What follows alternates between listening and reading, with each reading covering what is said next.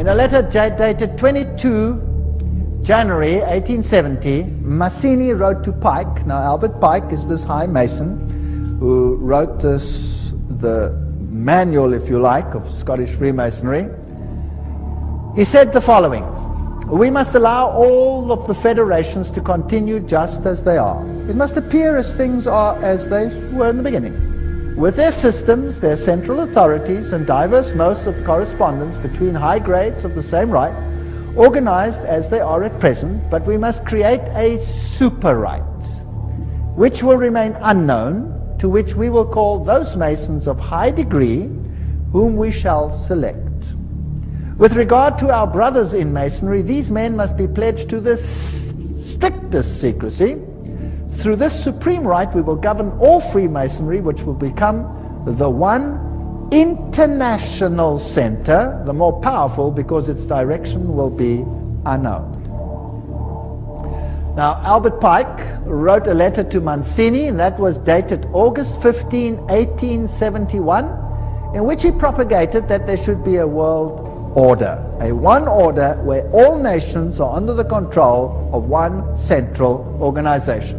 And in order to achieve this, they planned, and there are numerous quotes for this, so I've put a number on the screen because some will say, I don't trust this, I don't trust that, I don't trust the other.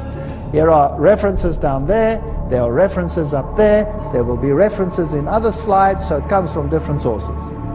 He said, and this was, by the way, on display in the British Museum, and could be seen there until it was taken away. The First World War, to overthrow the power of the Tsars in Russia, protector of orthodoxy, and bring about an atheistic communistic state. Did that happen? Yes. Now that was written long before this event. Long before this event. This was written in 1871. This war broke out in 1914. The Second World War, that's also written long before the event. To originate between Great Britain and Germany, to strengthen communism as antithesis to the Judeo-Christian culture, and bring about a Zionist state in Israel. Did it achieve this objective? Yes. In fact, after this war, Israel, in its present form, was reinstated under the protection of Britain. And then, interestingly enough, a Third World War, a Middle Eastern war involving Judaism and Islam and spreading internationally. That's fascinating. Is that on the cards, or what do you think? Here, the police officers, FBI agents,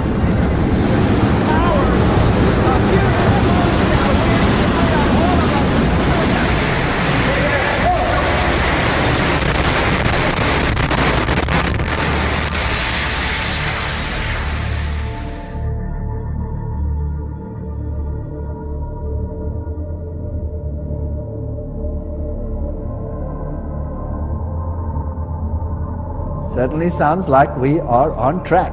Well, here's another quote, just in case people don't like that quote. Mazzini with Pike developed a plan for 3 world wars so that eventually every nation would be willing to surrender its national sovereignty to a world government. The first war was to end the Tsarist regime in Russia, the second to allow the Soviet Union to control Europe, the Third World War was to be in the Middle East between Muslim and Jews and would result in Armageddon. Interesting. Now, how were they going to do it? Let's read what Albert Pike wrote about these wars and how they were going to be unleashed.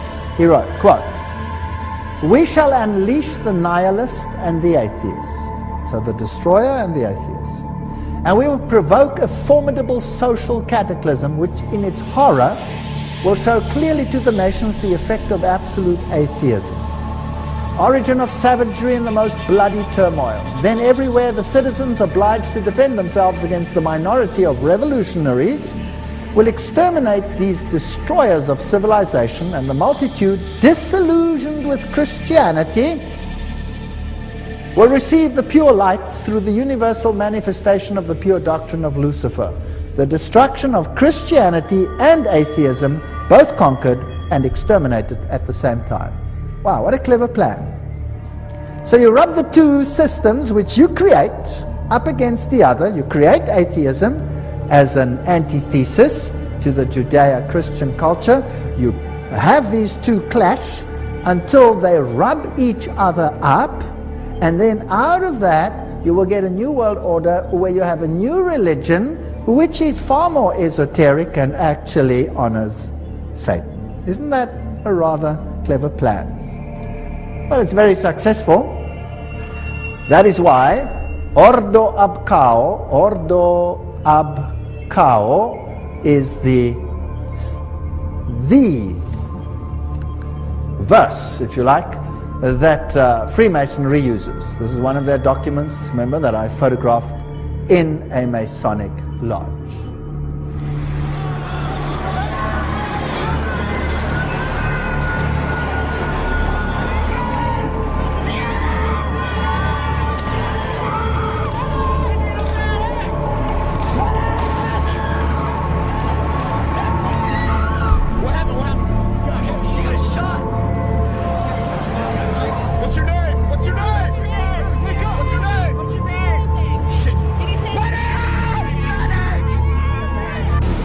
Over the last, we'll say, 2 years, but has been accelerating over the last several months to the extent that what Obama is planning on doing. I mean, Obama can see the writing on the wall. There's dissatisfaction. There's unemployment. There's people that are going hungry in this country.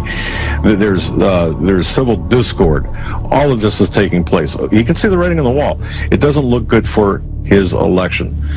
But these people have no plans on leaving, Alex. And I'm telling you right now, the people who rioted in the 1960s, the Bill Ayers and the Bernardine Dorns, who were actually the protesters in the 60s and early 70s, the Weather Underground, these are the people who Obama has by his side right now. These are the people who are my sources saying, look, what these people are doing, for example, Trayvon Martin, they're using this as a catalyst for racial unrest. NBC edited the tape to make it sound racist, and the Justice Department got caught with moles fomenting the new Black Panthers in people. I mean, they really are trying to get a race war. Exactly, they are, and they're working toward that goal, but they're also looking toward the economic factors, and this is something that's so important that people really need to understand. What's going on in Europe right now, today, is coming to America. We're facing this massive hyperinflation, or this massive economic collapse in this country. I mean, your guest Gerald Celente, right on the money with his information. This is coming to America, and I'll tell you what, DHS knows this. They know that they can't stop this. They know that the dollar is going to collapse. They know that because of this, there's going to be class warfare, and that's the other leg of the table. And so when you have the racial component combined with the economic component, the class warfare, I'm going to tell you, they're expecting riots. They're expecting, not only expecting it, but they're seeding they're actually seeding it. For example, they've got, my source is telling me, according to the information that he's found, for example, Louis Farrakhan and others, now he would not name others, but others are on the payroll of the CIA. This is what my source is saying, allegedly, okay? Allegedly, Farrakhan is on the payroll of the CIA. Why? For what purpose? Well, to enhance and to facilitate the discord, the racial discord in this country. That's what's taking place. But they know they can't stop the collapse of the dollar.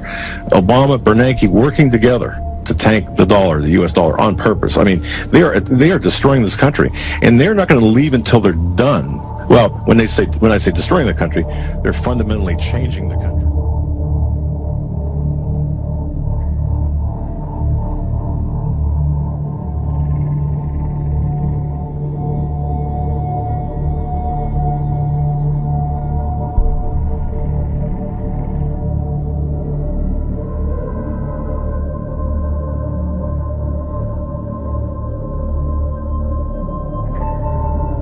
Well, when I say destroying the country, they're fundamentally changing the country, of course, in the words of Obama, changing it to a Marxist society.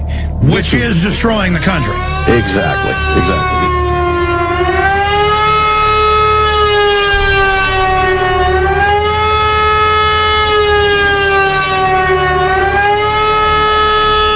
Here are your coffins, which you paid for with your tax money. There are millions of them waiting for you in different states across the country. Each coffin can hold 3 or 4 people, and most of you will be crammed into one right after martial law is declared in America. Your President George Bush is an important member of the Illuminati. The master plan of this satanic group of puppets is a new world order. Their goal is to kill 90% of the world's population so they can better control the rest of us, and they will start in America. They have already built many industrial ovens inside the FEMA death camps. These ovens will be used to get rid of the dead bodies. However, even burning these ovens day and night, they will not be faster than the gas killing hundreds to thousands of people at a time. So the plastic coffins will be used to store the rotting bodies. The riots that are coming this summer, that are expected this summer, that are going to be enhanced by the actions of the government this summer. And you've pointed a lot of this stuff out. People need to listen to you very carefully because you give a lot of facts out. But it's amazing. Now, they're going to pale in comparison to what's coming this summer if the timetable is correct. And by the way, we've always heard this in bad economic times, but the murders and the racial attacks and the craziness and people on edge, I'm seeing it everywhere. And I live in the wealthiest per capita city rated by Forbes, Austin, and it's already bad here. I can't imagine Southern California, Michigan, places like that, Florida. I mean, it's going to be a powder keg. Indeed it is. And that's what they're counting on. And you know, again, this whole thing is coming. It's going to come like a tsunami. It's going to hit us like a ton of bricks. There's a lot of people. You've woken up a lot of people, Alex, and thank you for that. But there are a lot of people who just have no clue, no idea. And one thing my source did tell me that I was very concerned about is the fact that, of course, we all know about the FEMA camps that don't exist. Of course they do. They're disaster relief centers, according to, their names. People, when they get hungry and they're unprepared, they're going to flock to these camps.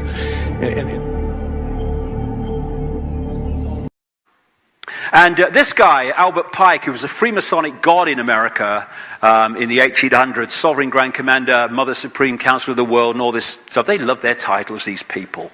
Pathetic. And he wrote this. This was in a book for Freemasons. Fictions are necessary to the people, and the truth becomes deadly to those who are not strong enough to contemplate it in all its brilliance. In fact, what can there be in common between the vile multitude and sublime wisdom? The truth must be kept secret, and the masses need a teaching proportional to their imperfect reason. That's what they do, is hoard the advanced knowledge and give us a fake version of reality. And Brzezinski talks about this area. He's been talking about this area for a long time. He calls it Eurasia.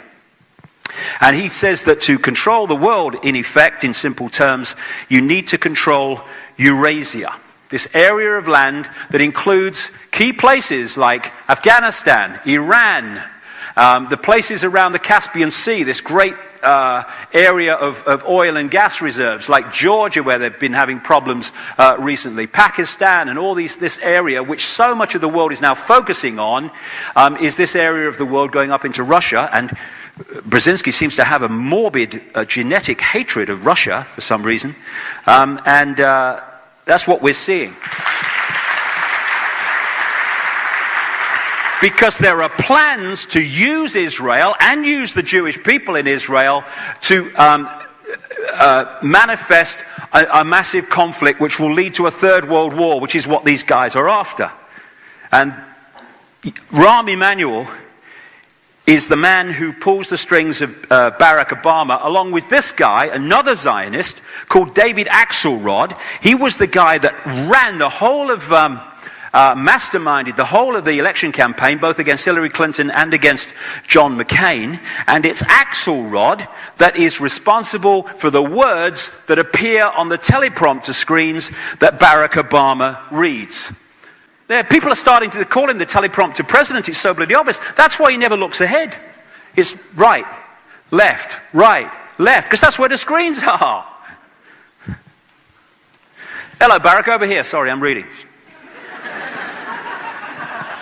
And this is why you're getting the policy of Obama saying Palestinian refugees belong to their own state and do not have a literal right to return to Israel. He's talking about the people who fled, 800,000 of them, at the time of the bombing Israel into existence in 1948, and have never allowed to come back to their own land. People forget about this.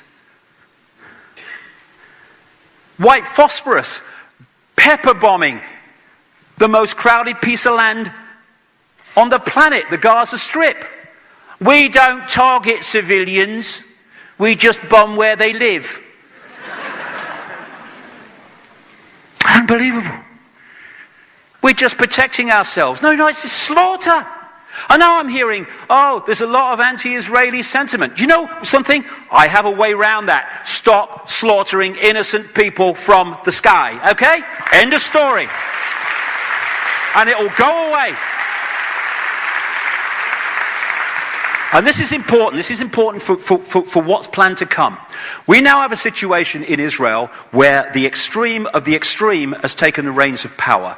Benjamin Netanyahu, he's talked about, these are his words summarized, he wants a violent reoccupation of Gaza to liquidate its elected government. And he pledges to thwart the Iranian threat once and for all. He's now got this guy, Lieberman, as his foreign minister, and this man's so far right, he topples over, right? And he's got Barak as the defense minister in this new government, and he was defense minister that oversaw the pepper bombing of the Gaza Strip. And this is Martin van Creveld. He's a well-known historian in Israel, and this is what he said publicly.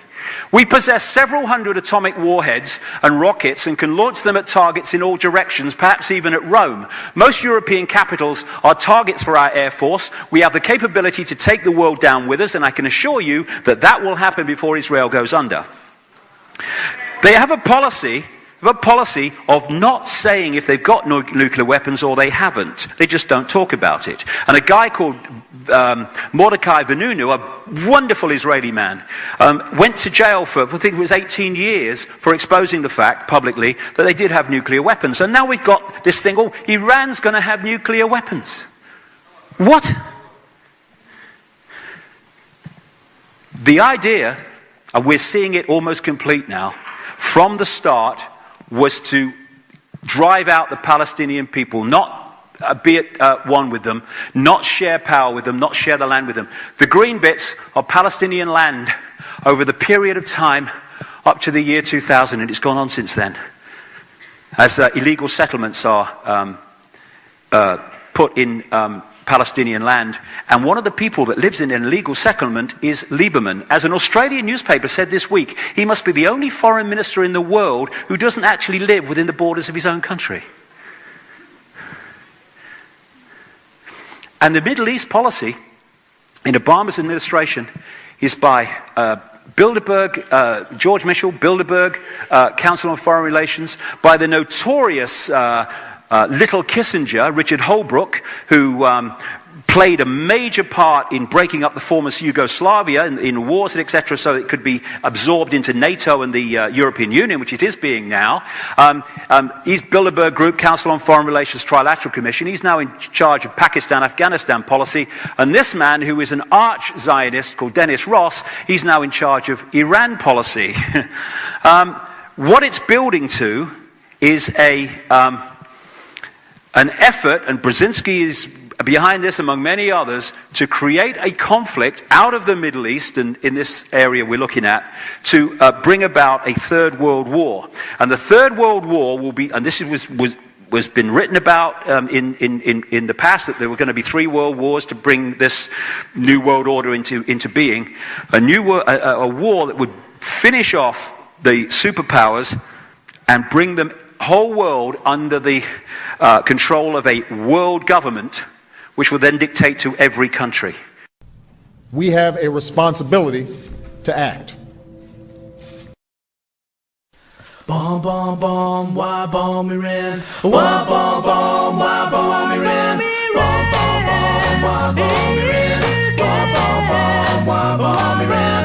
Bomb, bomb, bomb, why bomb bomb Iran. They got rockets and Russia, China and the tanks bomb Iran. Wah bomb Iran. Wah bomb Iran. Wah bomb Iran. Wah bomb Iran. Wah bomb Iran. Wah bomb Iran. They got rockets and Russia, China and the tanks bomb Iran. Wah bomb Iran. IAEA says no, no nukes there, but we're good to go. Bomb Iran, bomb Iran, bomb Iran. They got rockets and Russia, China and the tanks. Bomb Iran, bomb Iran, bomb Iran, bomb Iran, bomb Iran, bomb Iran. Bomb Iran. They got rockets and Russia, China and the tanks. Bomb Iran. Bomb Iran. Netanyahu says it's all for you. Bomb Iran. Bomb Iran. Bomb Iran. They got rockets and Russia, China and the tanks. Bomb Iran. Bomb Iran. World War III. Albert Pike says it's meant to be. Bomb Iran. Bomb Iran. Bomb Iran. They got rockets and Russia, China and the tanks. Bomb Iran. Bomb Iran. They got rockets and Russia, China and the tanks. Bomb Iran. Bomb Iran. The time for our leadership is now. It was the United States and the United Kingdom and our democratic allies that shaped a world in which new nations could emerge and individuals could thrive. And even as more nations take on the responsibilities of global leadership, our alliance will remain indispensable to the goal of a century that is more peaceful, more prosperous, and more just. The nature of our leadership will need to change with the times.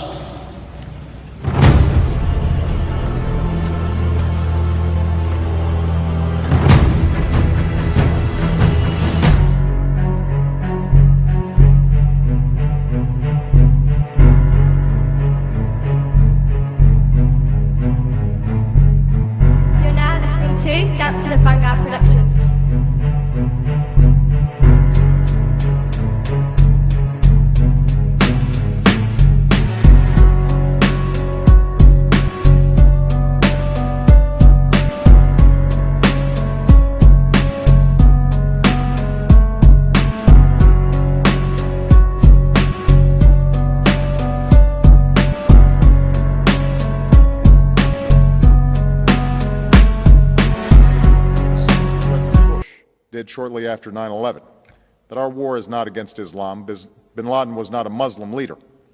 He was a mass murderer of Muslims. Indeed, Al-Qaeda has slaughtered scores of Muslims in many countries, including our own. So his demise should be welcomed by all who believe in peace and human dignity.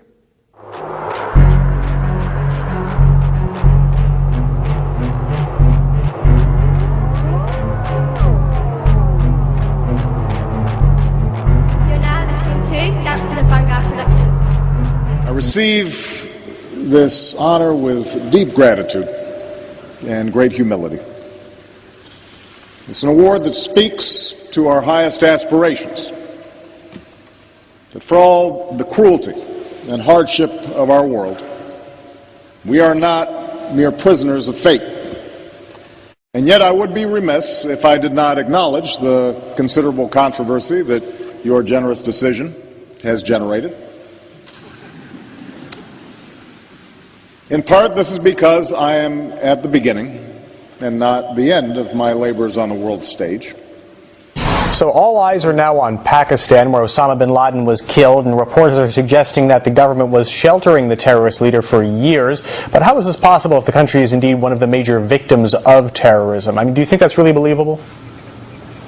Let me say, first of all, what I have to say about bin Laden is based on a 500-page, rather exhaustive book that I've written, 9/11 Synthetic, Made in USA. I think this is a completely manufactured, invented story created out of whole cloth by the U.S. intelligence community, primarily for the purpose of targeting Pakistan, and there's been a build-up to it. We had a very harsh statement condemning Pakistan in one of the terror reports of the U.S. government. We had Admiral Mullen visiting Pakistan, accusing them of being accomplices of the terrorist Haqqani network. We then had the CIA limited hangout operation known as WikiLeaks targeting Pakistan. The Washington Post putting that on the front page. The center of gravity of Al-Qaeda was always Pakistan, and now we have this manufactured story. Abbottabad, allegedly the hiding place, the lair of bin Laden for the past 6 years. It's totally fantastic, but the purpose is clear enough. They're targeting Pakistan for more attacks. The Chinese government has understood this immediately. We have a very strong statement from China this morning, basically saying to the U.S., if you mess with Islamabad, you will be messing with Beijing, and this will get into something much bigger than you thought. The main danger right now is false flag terror events, in reality organized by the U.S. or by NATO intelligence, that will be blamed on Pakistan. And indeed, we have this from several CIA people in the media here saying there will be revenge terror attacks, but they'll be coming from the Inter-Services Intelligence Network. That is the much demonized ISI of Pakistan. And you can see this is a complete setup. So people need to be vigilant in that regard. The U.S. says it has photos of slain bin Laden. ABC News is reporting right now that they may in fact release them today. But why don't you think they release them right away, get all the skepticism over with over the death of bin Laden? I can't speculate about that, but I'm sure that whatever they release will essentially be a fraud. The real bin Laden has been dead for a long time. And for the last 6, 7, 8 years, you've been hearing primarily audio statements from a kind of production company located probably in Pakistan. All right, unemployed actors. I'm sorry, Webb. I'm going to move on here now because this is one of the many conspiracy theories that we've been talking about yesterday and today. Yes, they're out there. You're talking about it. We had a guest talking about it yesterday. The Taliban's talking about it. I'm going to move on. Many agree that the U.S. foreign policy prompted the attack of, prompted the dawn of Al-Qaeda back in the 80s. That's no secret. Now it's supporting rebels in Libya who allegedly have links with extremism. How long do you think the U.S. may continue a pattern of arming extremists or possible extremists who later there's blowback from? Well, this is the tremendous contradiction, is that the United States is openly supporting Al-Qaeda forces, which represent a large part of the Benghazi Rebel Council in Libya. In Libya or in Yemen, Al-Qaeda is it's one of the main tools of the U.S. in destabilizing the government. One suspects that in Syria and in Algeria that's also the case. But then, in sharp contradiction, if you're Al-Qaeda in Afghanistan or Pakistan, then you have to be bombed. And this is an unsustainable contradiction. It just makes absolutely no sense. I think what we're actually seeing is the decline of the U.S. empire.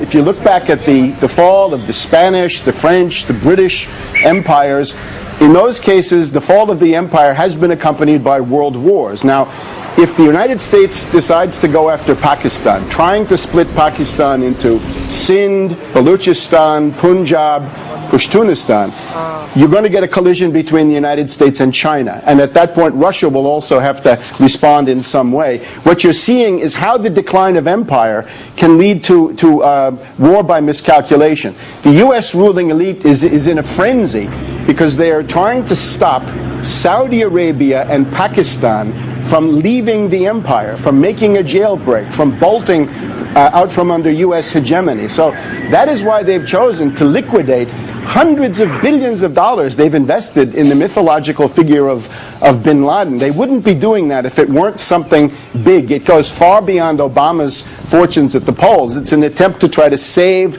the U.S. position in the world.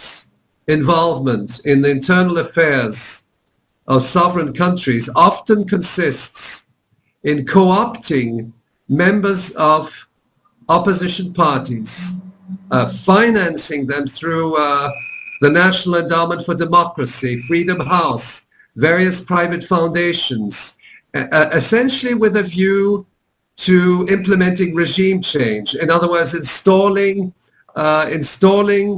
politicians who are chosen and who are there to replace an existing political system. And that is what we call a client regime.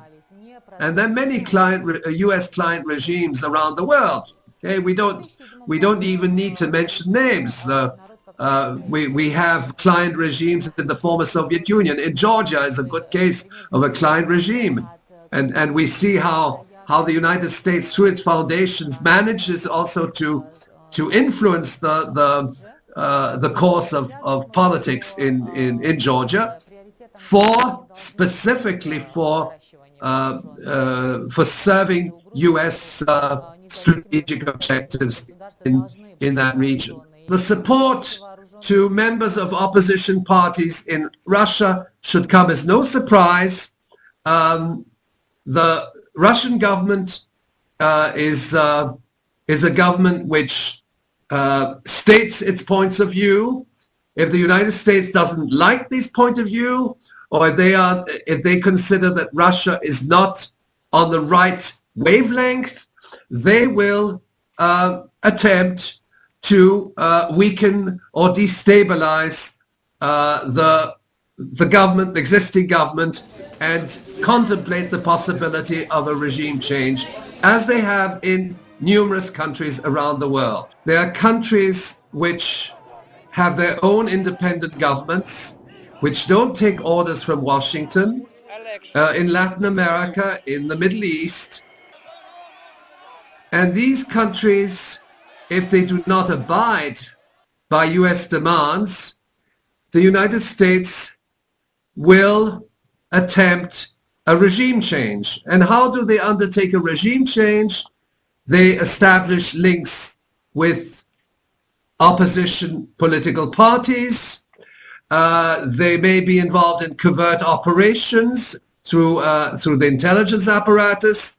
And of course, these opposition groups are often financed directly by US foundations. This is part of a modus operandi. It's really the ABC of US foreign policy.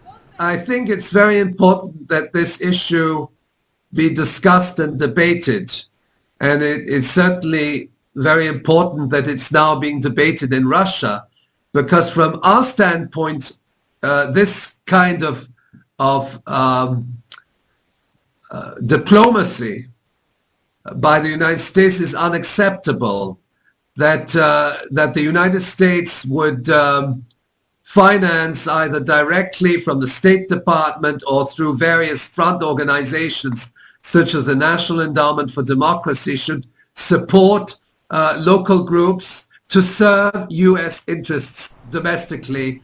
The National Endowment for Democracy is really an outgrowth of the CIA. And you can look at its profile. It has, in fact, one of the former directors of the National Endowment for Democracy said, "We are doing legally what the CIA used to do." Okay? And you look at their mandate, well, their mandate is to support US-style democratization throughout the world. Now, US-style democratization, we know what it is. We know what it is. It's the antithesis of democracy. How can a country which is involved in targeted assassinations, torture, the whole process of financing and manipulating elections present itself as a role model? The European Union is concerned about the situation in Russia because of certain restrictions on democratic liberties, such as free press. Do you understand the EU's concerns? Понимаю, это давняя традиция европейских стран. Навязывать свои стандарты и правила. I understand them. That's a long-standing tradition of European countries. They impose their standards and rules on others. Remember what happened during the colonization period, say in Africa. I get the impression that this old tradition has transformed into democratization. Europeans and our Western partners in general like to use this method whenever they want to get a tighter grip on a certain region. As for violations, they happen everywhere. Let's take, for example, human rights violations in the French penitentiary system, in French prisons. Yes, there are violations, and we should fight against them. In fact, I think even in the Russian political system, there are certain things that need to be adjusted or corrected or enhanced. But that's a natural process by which our society becomes mature. Look at our past. Initially we had the Tsar, then Stalin, and then the communist regime. It wasn't until the early 1990s that we started building a society based on different principles. It takes time. Do you think the democratic model, the Western model, is not very good for Russia at this point?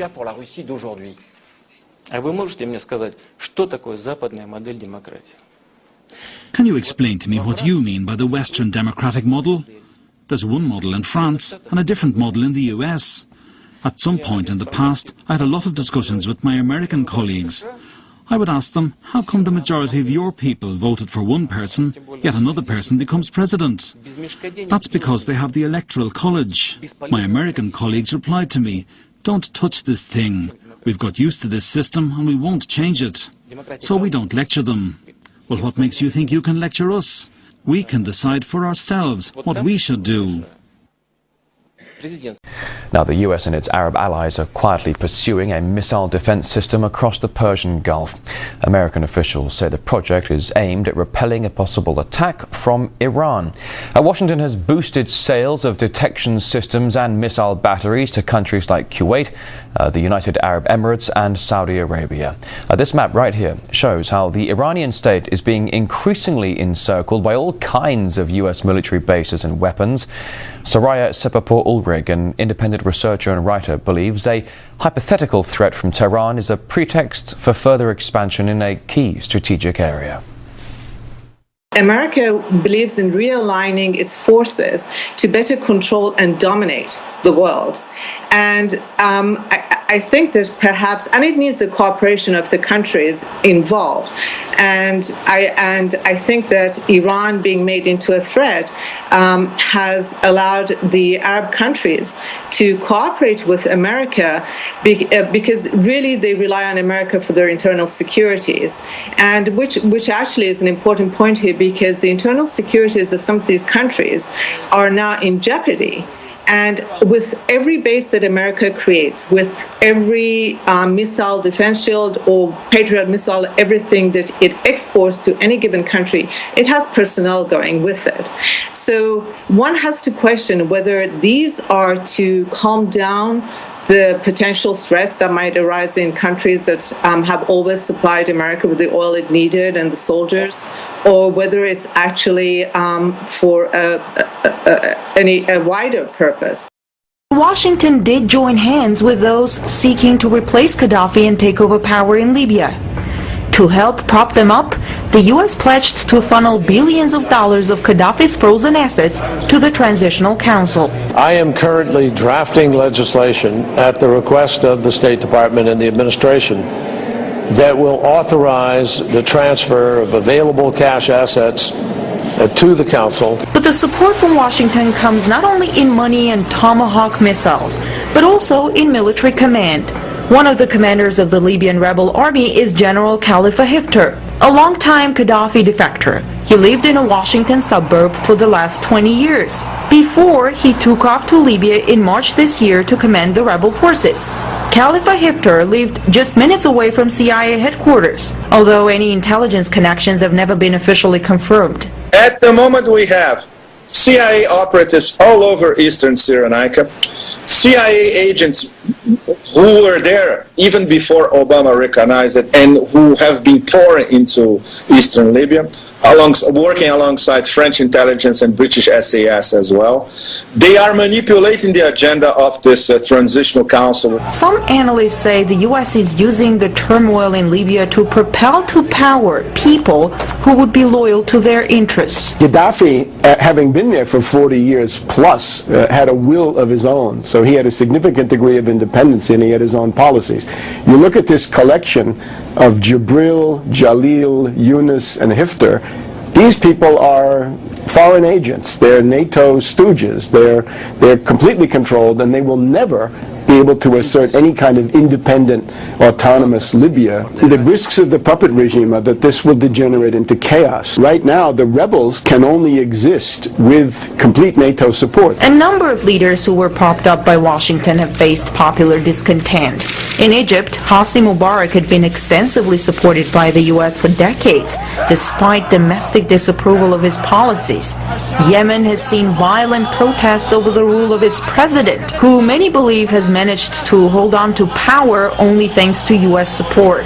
And the government of Hamid Karzai in Afghanistan has been struggling with public discontent for years. The U.S. and its allies will go in to establish some sort of a regime that we approve of, but the process is not going to be a democratic one, and in the long run, the odds are overwhelming that the Libyan people will reject that regime.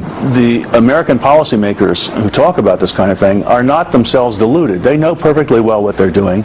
They know it's not going to work in the long run, but they have other reasons for wanting to have short-term gains. Having clearly taken sides in the Libyan civil war, Washington is now seeking to forge strong ties with whoever might come to power there. But analysts say such an overwhelming support, financial, military, and political, never comes without strings attached. I'm Ganesh Chekdown reporting from Washington, RT. The head of Britain's armed forces insists that killing Colonel Gaddafi will be within the rules as NATO appears to ready itself for a long war. But investigative journalist Tony Gosselin says it's the alliance that should be brought to justice, not the Libyan leader. This is a political decision. It should never be a military decision. I think the reason that the military chief has announced it is really to save the face of our politicians here in Britain, who are pushing this whole matter way beyond what was agreed at the United Nations Security Council.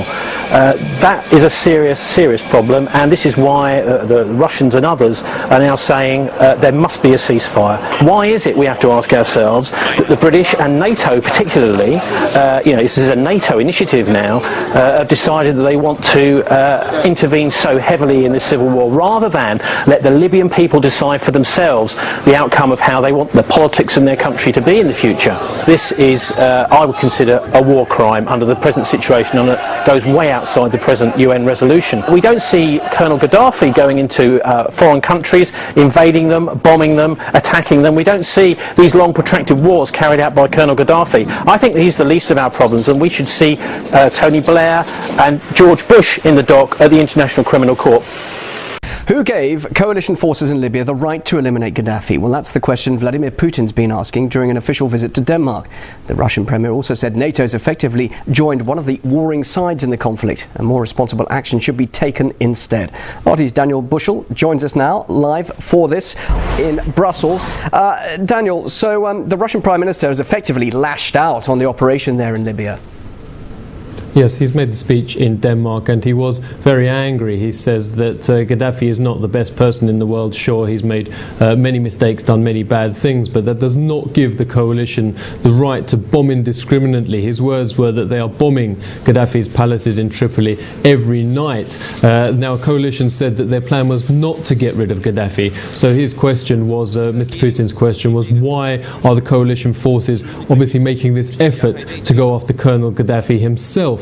Now, we also heard that the experts here in Brussels have confirmed that there is bombing going on by the coalition forces, which is not being covered by the media here in the European Union. Mr. Putin added that oil was a key interest for the Western powers, for the European powers who have gone into Libya, that they want to get rid of Gaddafi and install people who are more favourable to the European Union so that European companies can control the oil reserves. Let's have a listen to exactly what Mr. Putin had to say.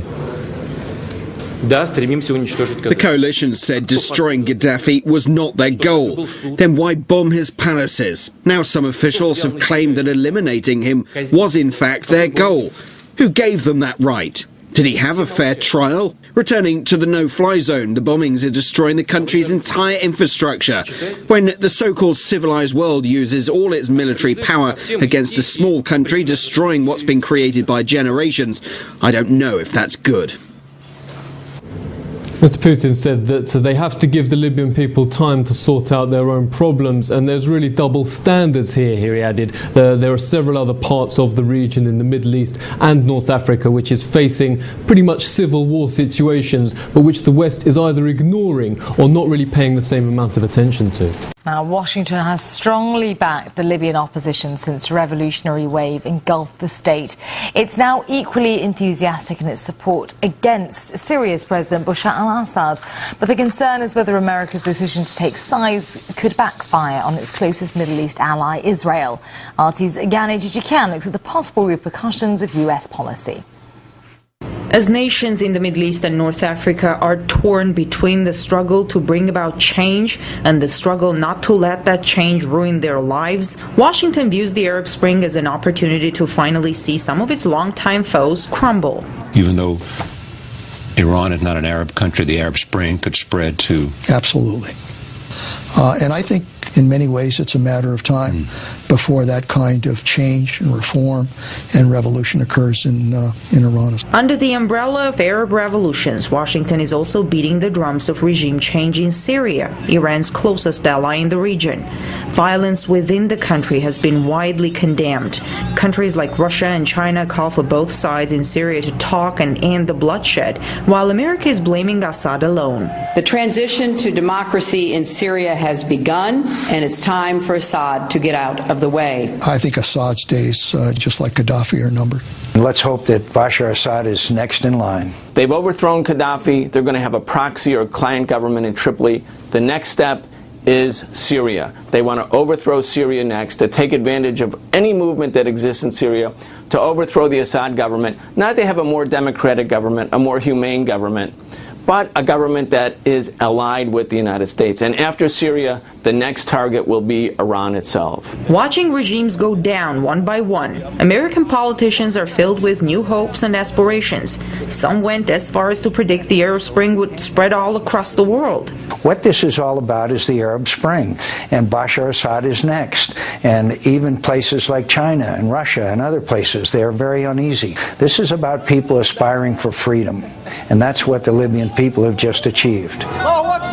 That's wishful thinking on the part of John McCain, but it speaks volumes to where the real orientation is in Washington, not just of the Republicans, but the Democrats too. So they would like to overthrow the government in China. They would like to overthrow the government in Russia. They would like to overthrow the government in Venezuela and Cuba, or wherever people are independent of the dictates of Washington. But when it comes to Syria and Iran, Washington doesn't seem to be just fantasizing about revolutions. It actively fosters the process by pledging support for anti-government movements there. But some say this might eventually turn against America's closest ally in the region, Israel. What you have with Hamas could essentially spread to many more places, and then you'd have a much, much larger population base in an extremely hostile position towards the very existence of Israel. By throwing its support behind revolution makers, analysts say Washington is seeking to increase its influence and control in these countries. Let's look at how things have been in the control department so far. Egypt. Thousands protest against the U.S.-backed military there that's still in power. Last week, Egyptians stormed the Israeli embassy, enraged by the killing of 5 Egyptian border guards. In Libya, a Washington-supported leadership is taking over, but the country is at risk of plunging into tribal war. Syria, the opposition includes those with radical agendas. So the aftermath of the so-called Arab Spring remains very murky and difficult. Yet Washington seems to be using the Arab Spring to fulfill its long-time goals. 30 Dutch troops and 20 German colleagues are the first in a large NATO deployment also involving US forces. The mission comes after Turkey asked for help protecting its southeastern cities from a possible Syrian conventional or chemical missile attack.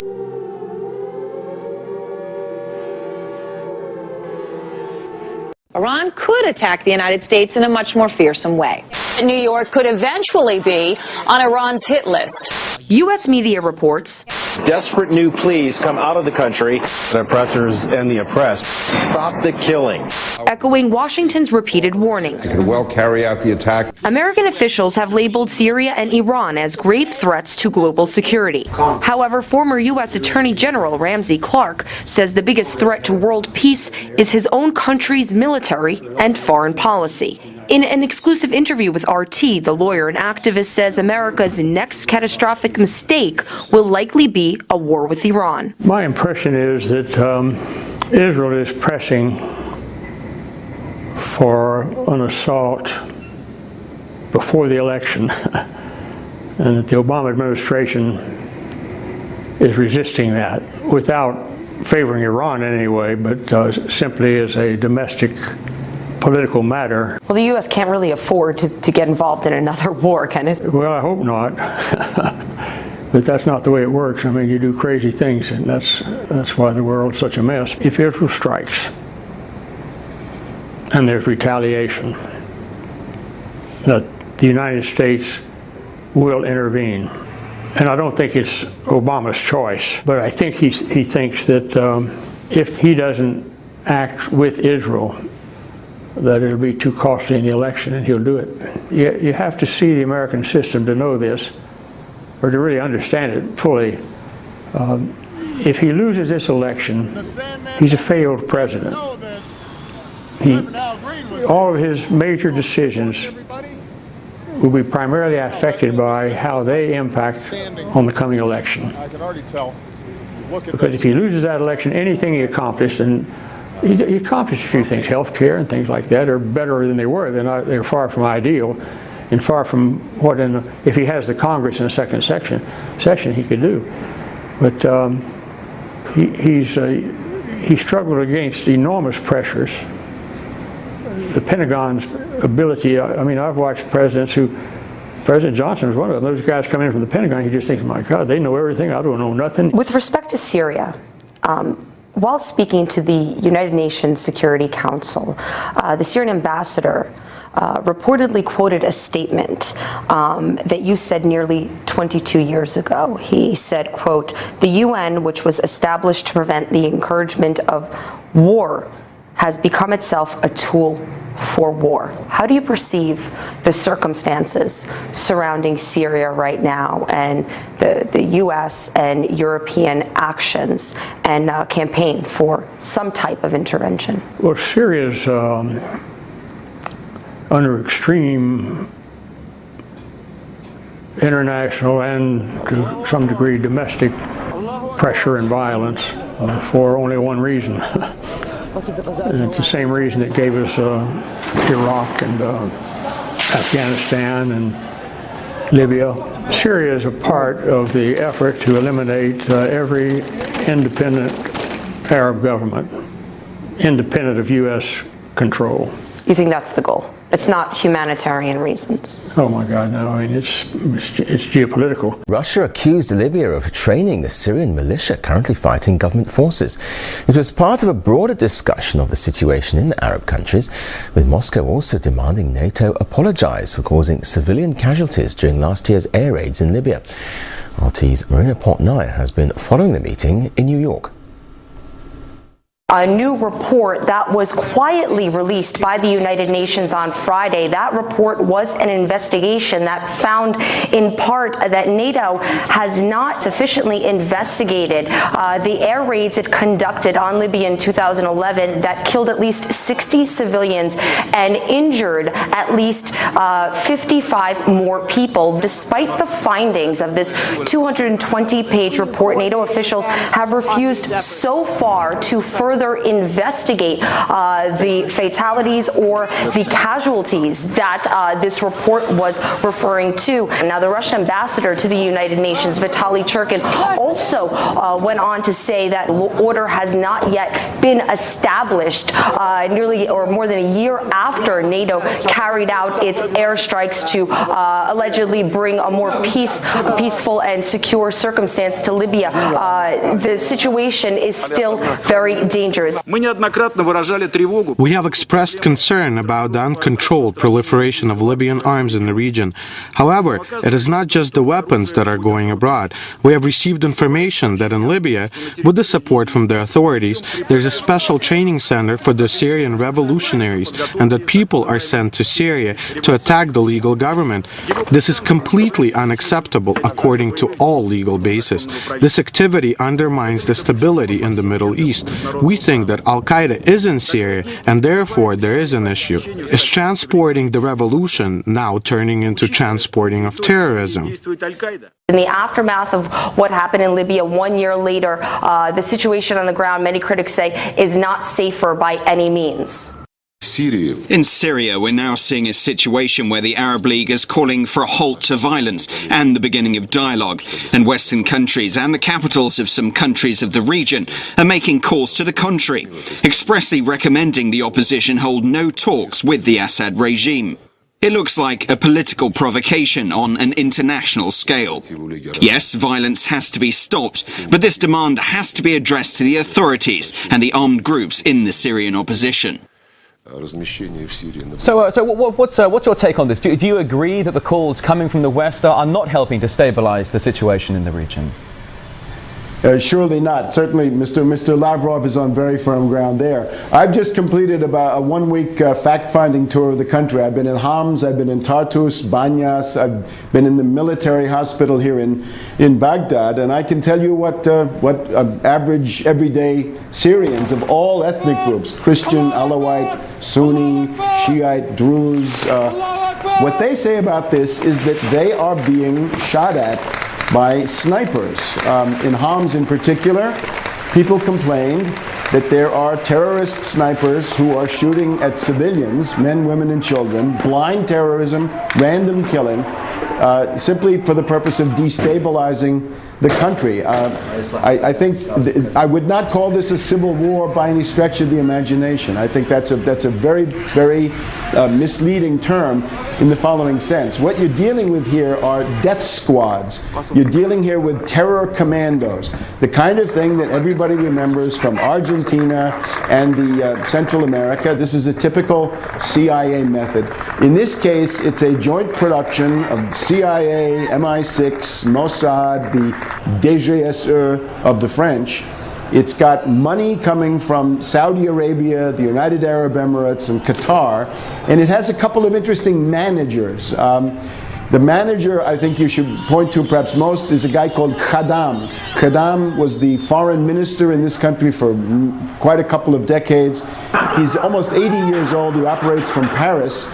And I think he's being groomed by NATO as the new dictator of some kind of a future. I'm sorry to interrupt you. If I could just jump in for a moment. It's very interesting how you bring in the issue of that there are unknown snipers, there are terror commandos, death squads with links to the West and the West's allies in Saudi Arabia, for example. But Assad's rule is increasingly being called illegitimate. But isn't the US and that of Europe concerned that getting rid of the Syrian president could just cause even more violence? For example, what we're seeing right now in Tahrir Square in Egypt.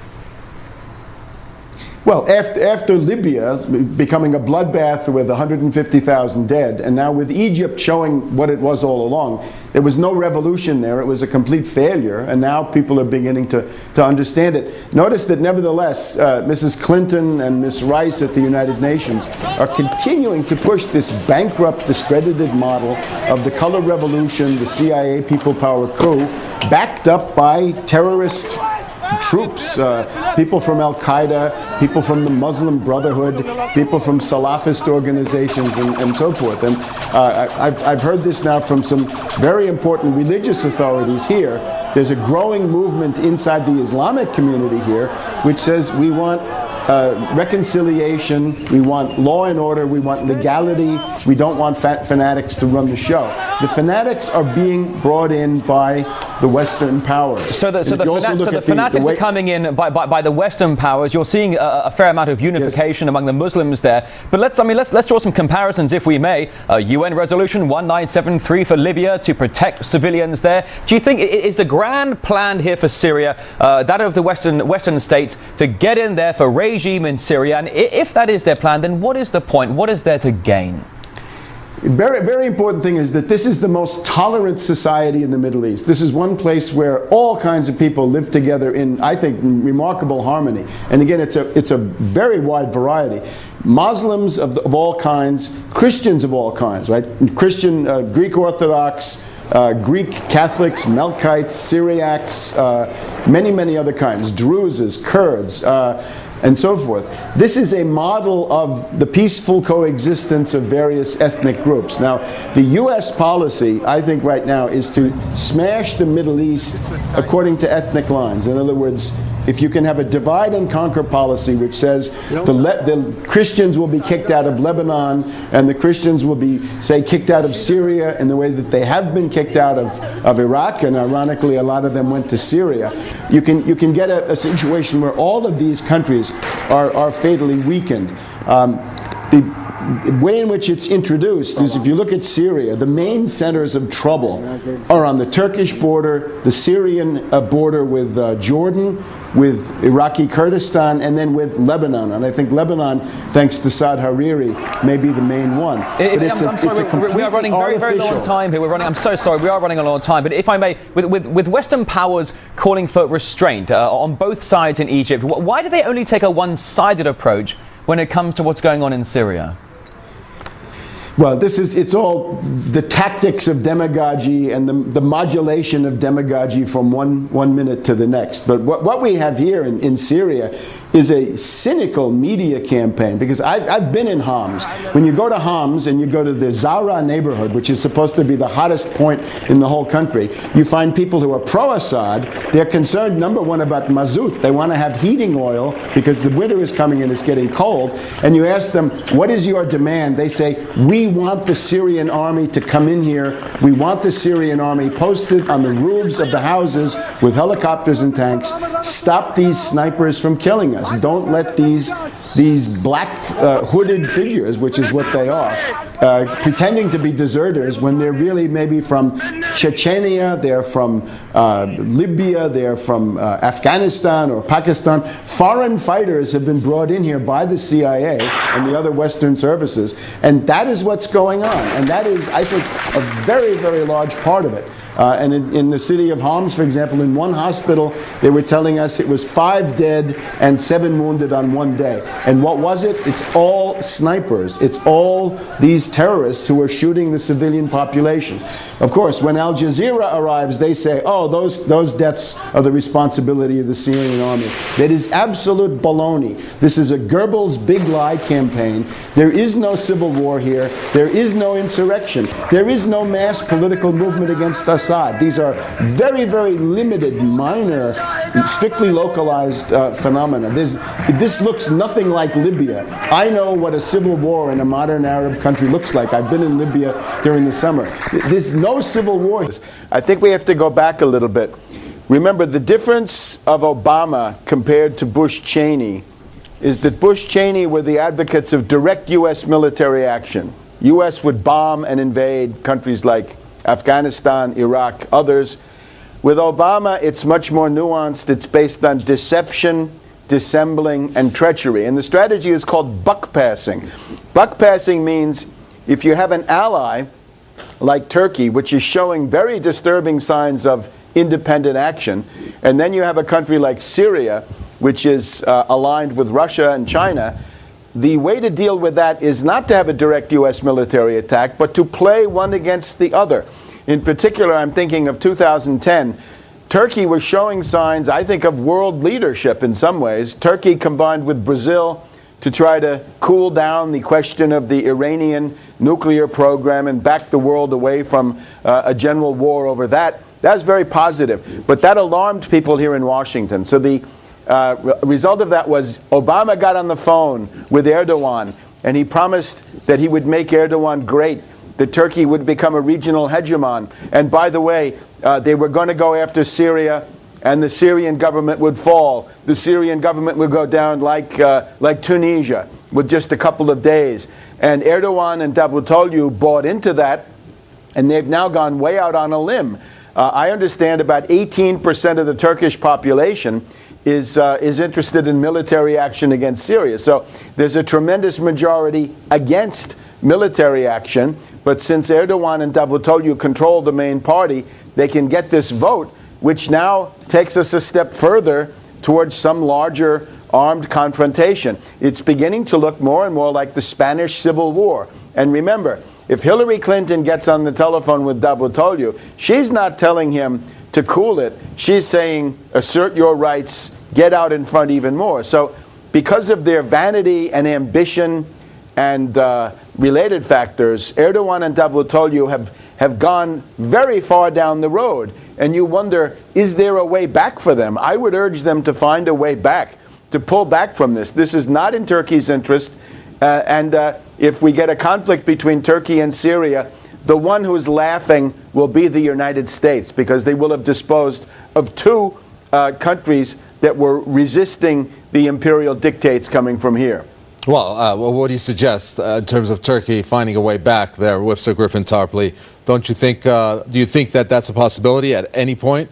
Maybe they might be mulling that, as you said, in terms of the breakdown. Go ahead.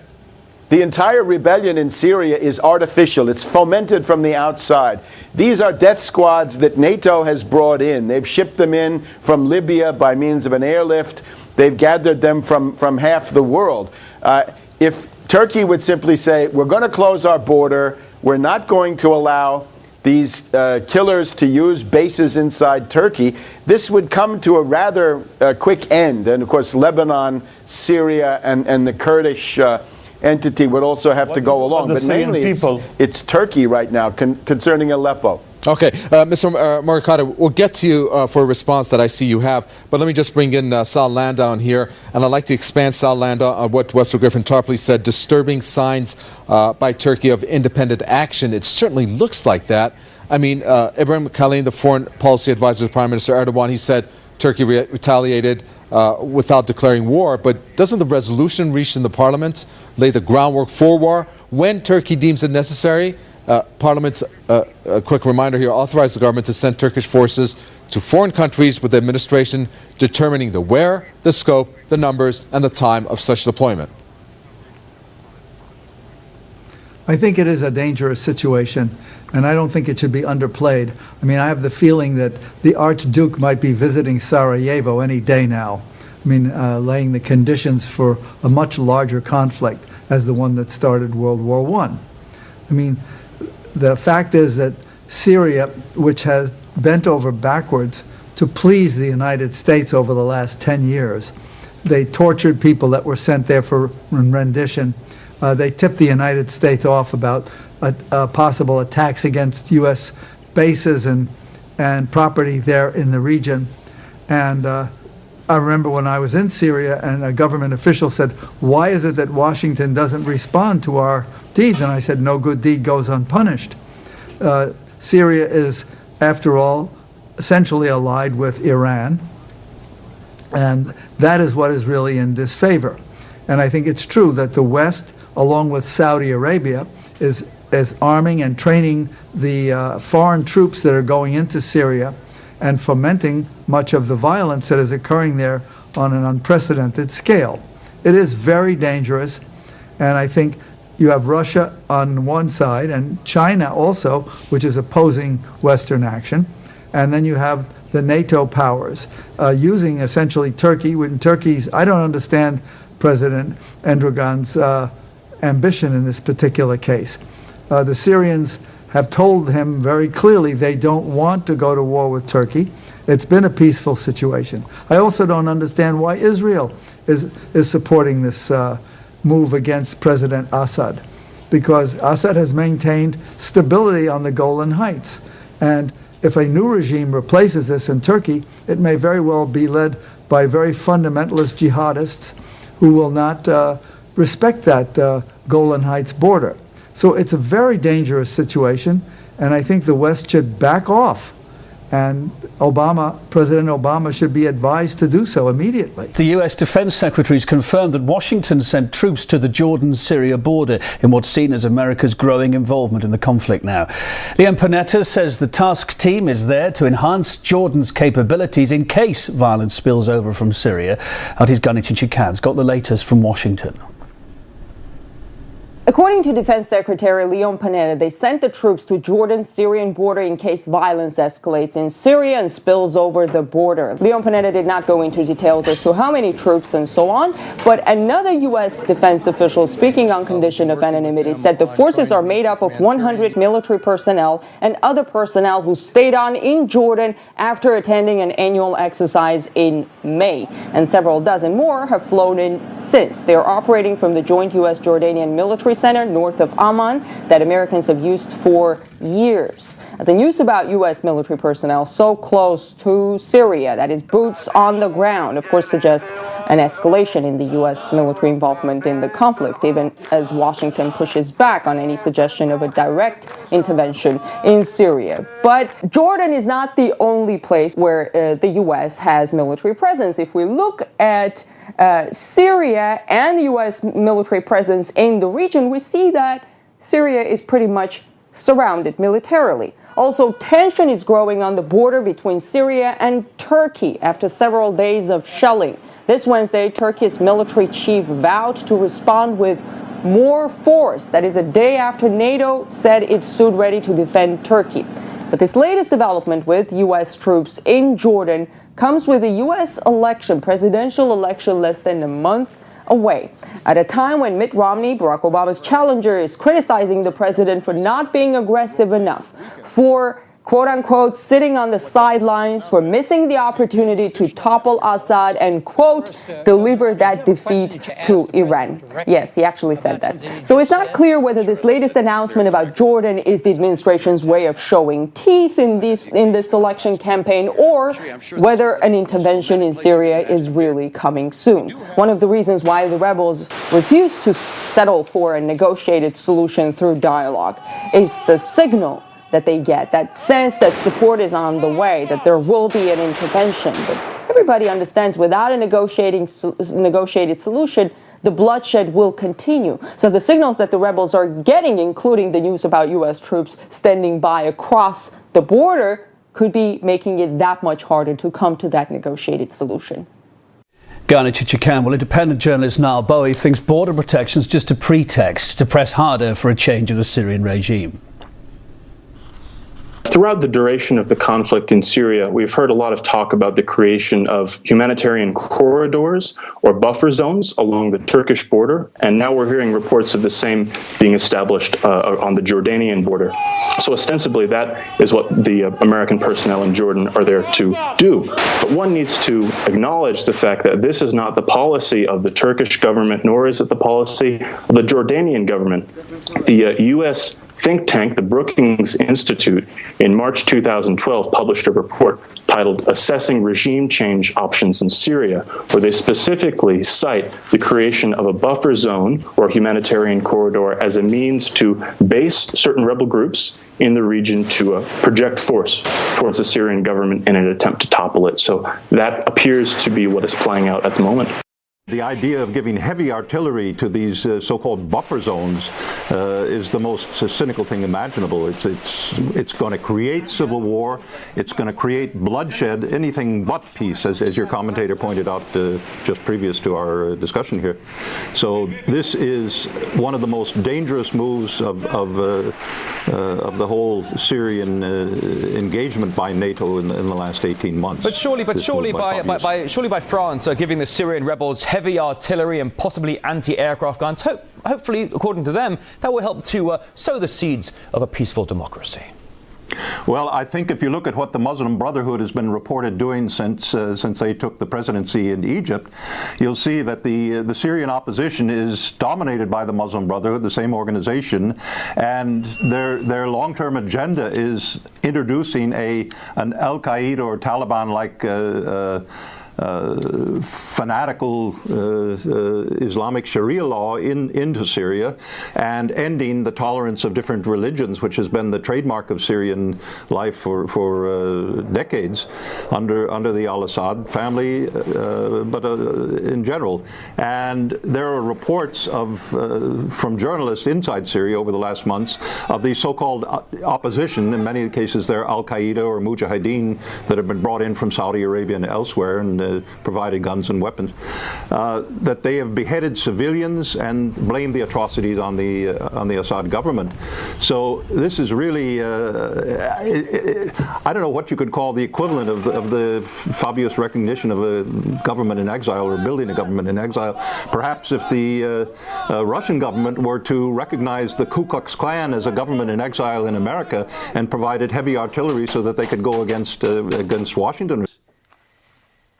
I got an email from someone in Syria. I said I wouldn't read her name. I'm living in Syria. My city is Aleppo. We have lots of problems here. All these terrorists are coming from other countries and killing here the people. And almost all media out there not telling the truth. They're telling that our government are killing innocent people. This is not true. We are Christians living here, but we are now in danger. Syria isn't like Yemen or Libya. There are huge numbers of Christians here, but U.S. and some Europe governments don't caring about Christians here, just sending money and weapons to those people. Demonstrating alliance solidarity, the Dutch, German and Turkish defence ministers have paid a visit to NATO Patriot batteries in Turkey. At an airbase in the southern city of Adana, the Dutch defence minister thanked her troops for their efforts. She said the Netherlands is proud to contribute to the protection of the Turkish people and their territory. It's important for the Netherlands to be part of this mission because an ally and a country that we have close relationships with already for decades asked for assistance. So we acted accordingly to the Netherlands. The NATO solidarity does matter. And when we received the request, we said yes, and Parliament supported it. And the same goes for Germany and the United States. The Syrian government maintains it's fighting terrorists, armed and controlled from abroad. Well, for more on what's happening in and around the war-torn country, I'm now joined live by political analyst Sukant Chandan. Sukant, NATO says that these missiles will act as a deterrent and they will de-escalate the conflict. So presumably a welcome move, this deployment of these missiles. When has NATO ever been interested in the human rights of the people of the global south? Never. They've only been interested in domination and trauma, as we can see most profoundly and illustratively in relation to what they've done in Libya. So this is not in any way going to help the Turkish and especially the Syrian people. It's another step towards the final nail in the coffin, which the NATO hopes is the regime change against Syria. Now, we just had the conflict in Gaza, and I've been saying for a good part of 2 years that the resistance in Gaza has realized that it wants to have an open battle of war of liberation with the Zionist state and their Western backers to refocus this whole essentially pro-NATO in its policies Arab Spring, or should I call it the NATO Arab sting in the region. And with the resistance in Gaza that we saw just a few days ago, that's exactly what happened. Everything was starting to be exposed. Morsi was exposed as nothing better than Mubarak, and also it showed that the real enemy of the Arabs is the Zionist state and their backers, and that the Syria, Hezbollah and Iran were fundamental to the victory of the resistance in Gaza. And just like all the Arab armies were arrayed against Saddam back in the beginning of the 90s, similarly now Ba'athist Syria can turn the whole situation around if it does only what Saddam Hussein did at that time, which was to launch a war of liberation against the Zionist state itself. The Scuds flew at Tel Aviv back in the early 90s. We saw the Fajr 5s from Iran, Hezbollah and Syria flying at Jerusalem and Tel Aviv last week. And it's this, if Syria can focus on this struggle, the Arab masses, the Muslim masses and the masses of the global south will rally to its cause. Unfortunately, what we're seeing is a slow slide towards regime change in Syria, which is just an awful tragedy. You talked about the launch of Scud missiles. Are you actually saying that these Patriot missiles will be used and actually be fired into Syria? Well, they're deployed there. Well, what else is military hardware used, if not for either for military pressure? Turkey's saying that they're using them. Obviously, they're saying they will need them to defend their citizens because some Turks have been killed already. Is Syria deliberately targeting Turkey? No, of course, Syria is not. Syria has no interest, and actually Turkey has no interest to ratchet up things against Syria either, because Turkey, after Syria, which I've said before, is the #1 loser in this whole situation in Syria, because they're negatively impacted by the refugees. Erdogan is becoming less and less popular inside Turkey because of his Syria policies. So this is not at all in the interest of Syria and Turkey. This is NATO taking Turkey along into this disastrous mess. But NATO are clever, or they're clever because our side is stupid, because on the one hand they're using Turkey against Syria, but also they're weakening Turkey in relation to Syria as well, because the West are very clever. They know that although Turkey is an ally today, tomorrow it could be a regional power against the West, which it was before this whole Syria debacle, when Turkey had excellent relations with Syria, Iraq, Iran. Sorry, you say the West is very clever, but has it really worked out what it'll do once Assad goes? As Samar Amin, who's one of the best analysts of anti-imperialism in the global south from Egypt, has said, the West is only interested in destroying all Arab societies in order to create trauma, deep trauma within those societies, so it can facilitate the war and regime change operation against Iran successfully. This and only this is what the West is interested in right now in the Middle East, North African region.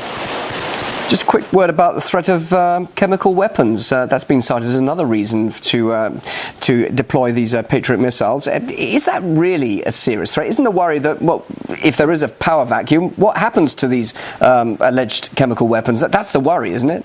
Now, I'm glad you raised the issue about chemical weapons, because there's a few points to be made. One, this is an obvious war propaganda trick by the NATO powers to justify in the minds of the public that a bombing campaign should be conducted by NATO, at least a no-fly zone, against the Ba'athist Syrian government. Okay. But the second point is that I've been to Vietnam, to the orphanages and to the government support centers of those children affected by Agent Orange because of the US bombing of Vietnam. We know that what depleted uranium has done to Iraq in terms of the newborns' deformities, and Winston Churchill was the first leader of any power to use chemical weapons against who? Against what he called the savage tribes in Iraq in the early 1920s. So really putting some historical context to it. Depleted uranium, also known as Q metal, D38, and Du, is a toxic and radioactive byproduct created in the production of enriched uranium for nuclear weapons and nuclear energy.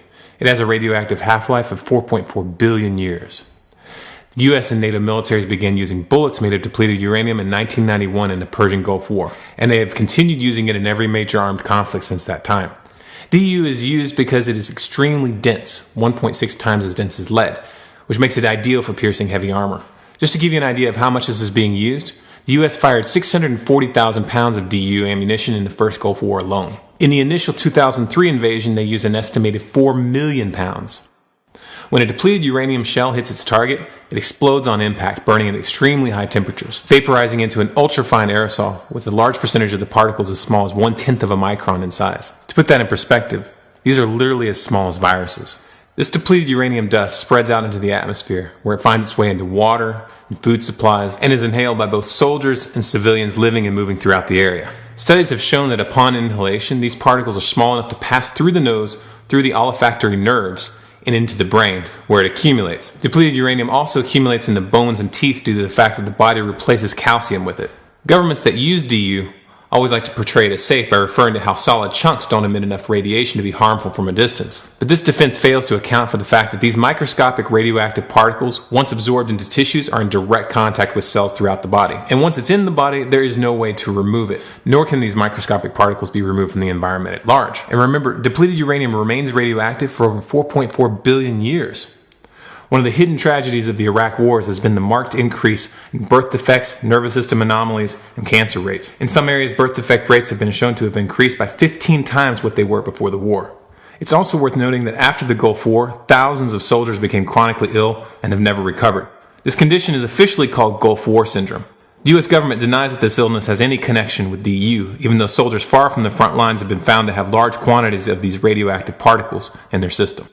Now, given these facts, you would think that countries that claim to care about human rights would condemn the use of depleted uranium weaponry. However, there have been multiple attempts to impose a moratorium on its use over the years, but France, Britain, the US, and Israel have consistently blocked such proposals. The next time you hear one of these governments or the mainstream media of one of these countries talking about chemical or nuclear weapons that some country may have or be planning to build, Keep that in mind. The planned multi-billion-dollar U.S. missile defense shield in Europe might not be able to protect America from possible Iranian airstrikes. The flaws were highlighted in classified studies made by the Defense Department, prepared for a congressional briefing. For more on this, we are now joined live by Bruce Gagnon, a coordinator of the Global Network Against Weapons and Nuclear Power in Space. Bruce, thank you very much for being with us. Now, first, let's get right to this. If the complex is flawed, why is it still on the cards to be built in the first place? Well, first off, and most importantly, I don't think it was ever intended to protect against Iranian missiles, something, in fact, that do not even exist today. Iran has no nuclear weapons, nor do they have the capability to launch a missile all the way to the United States.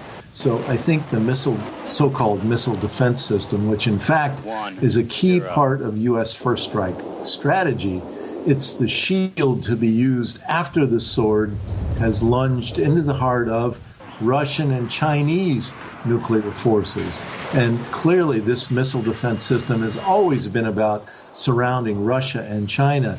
And that's why the math doesn't work when you look at having it protect against an Iranian system. Now, one of the flaws that has been mentioned is the actual location of the system in Romania and Poland, something that we all know that Russia has been voicing their concerns about. Can we expect any changes on the location issue? I don't think so. In fact, as NATO is expanding in its encirclement of Russia, I think we're only going to see more of these so-called, again, missile defense deployments into various NATO countries. So I think the ones in Poland and Romania, and now there's a radar going into Turkey, these are going to stay, but I think attempts are going to be made to put these systems into places like Georgia and other countries very close to the Russian borders, which in fact is only going to increase tensions between the United States and Russia, as is happening in China today, as the U.S. is encircling China with these same missile defense systems. The Aegis destroyers, the Navy destroyers that are outfitted with these missile defense interceptors, are going to be put into the Black Sea, the Baltic Sea, Mediterranean Sea, really increasing the encirclement of Russia in the years ahead. And in fact, as the new generations of these interceptor missiles are built, they're going to become even more technologically sound, sophisticated, much faster, and that will only make the problem worse. Well, given that the billions of dollars have already been spent on the system in its current state, it's now showing serious flaws. Does it make sense to spend any more money on this? Will the U.S. invest more? I think it's a bad expenditure, of course, as our economy is collapsing here at home in the United States. We're wasting enormous amounts of money on the military-industrial complex. So clearly I'm opposed to these systems. But looking at how this oligarchy runs our country today, how the corporations control our Congress, I think it's clear that Congress will continue to support these systems. The new Secretary of Defense that Obama has nominated, Chuck Hagel, former Republican senator from Nebraska, was one of the co-sponsors in the Senate of the missile defense program. So he clearly is a strong ally of this system. And I think that he is being brought into running the Pentagon partly because of that relationship. What we're seeing right now is some criticism from the Republicans about this particular system, but there's a competition going on for various missile defense projects. The Boeing Corporation has projects that the Bush administration favored. The Obama administration has favored ones that are being manufactured by Raytheon and General Dynamics. And so really, what little argument we see in the Congress is more about which corporations are going to get the big contracts in the years ahead. Now, Russia is warning it could make a preemptive strike against NATO's anti-missile defense shield planned for Europe if the US persists in going ahead, ignoring the Kremlin's opposition. Moscow says the system threatens its national security and is detailing its concerns at an international conference in the Russian capital with representatives from over 50 nations. Well, RT's Anissa Narway joins us live now with more on this. Anissa, what exactly is Russia hoping to demonstrate at this international gathering? Well, missile defense has been in a deadlock for some time now between the U.S., Russia, and NATO. And basically, Russian officials have already reiterated that sentiment, saying that if that deadlock is not resolved sometime in the near future, of course, they understand how much work needs to be done, that they will have to take responsive measures. Like you said, a preemptive strike. If there is no response from the U.S. or from NATO, this has been an issue for many years now, and Russia has made it very clear that a missile defense system, which started as planned, is already pretty much fully fledged underway in Eastern Europe, in Poland, Romania, even as far as Turkey. Russia sees that as a major threat to its national security, and officials here basically saying that they will have to move forward and take steps to protect themselves if they don't see a response from their partners, U.S. and in NATO. Washington for years has been trying to convince Russia that the system is not against them, that it's meant to be a deterrent against so-called rogue states like Iran and North Korea. Well, officials at this summit are going to show basically the results of research that they've done to prove that they believe both North Korea and Iran don't have the capability to reach Europe. So major questions surrounding the goals of that defense system so close to the Russian border. We also know that they're going to show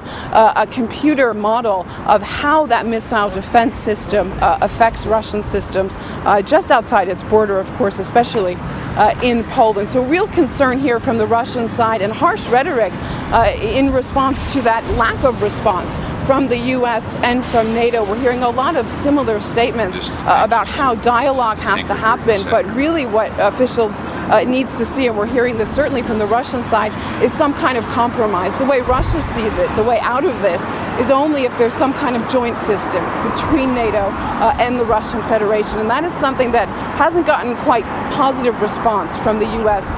Or from NATO officials, continuing to try to prove their point, really, about why they believe this is such a threat to Russia's national security. With that said, no major breakthroughs are expected. It's an election year. Let's not forget that open mic in South Korea when President Obama told Medvedev to hang in there, that compromises could come after the election, and it's election year, of course, in many countries across the globe in 2012. So we have to take that into consideration. And also the fact that invited to this summit, but not taking up on that invitation, was NATO Secretary General Anders Fogh Rasmussen, who declined, but his spokesperson saying that that in no way represents his openness or readiness for dialogue. But that's not going to be taken as a very good sign ahead of an upcoming major NATO summit in Chicago at the end of this month. What it seems like we're going to hear from officials as this two-day summit wraps up is that there needs to be baby steps, that this is a difficult issue. Both sides are going to push to the end to defend their interests. Talk more on the Russia and America dialogue about missile defence is the Paris-based political analyst John Laughlin, joining us now indeed from Paris.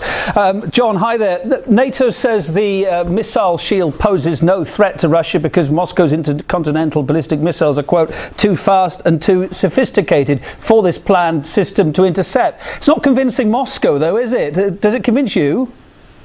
It doesn't convince me, no, and I find it pretty rich, actually, that the Americans should be saying this about their missile system when they refuse to listen to the Iranians, who say that their civilian nuclear program poses no threat whatever to anybody.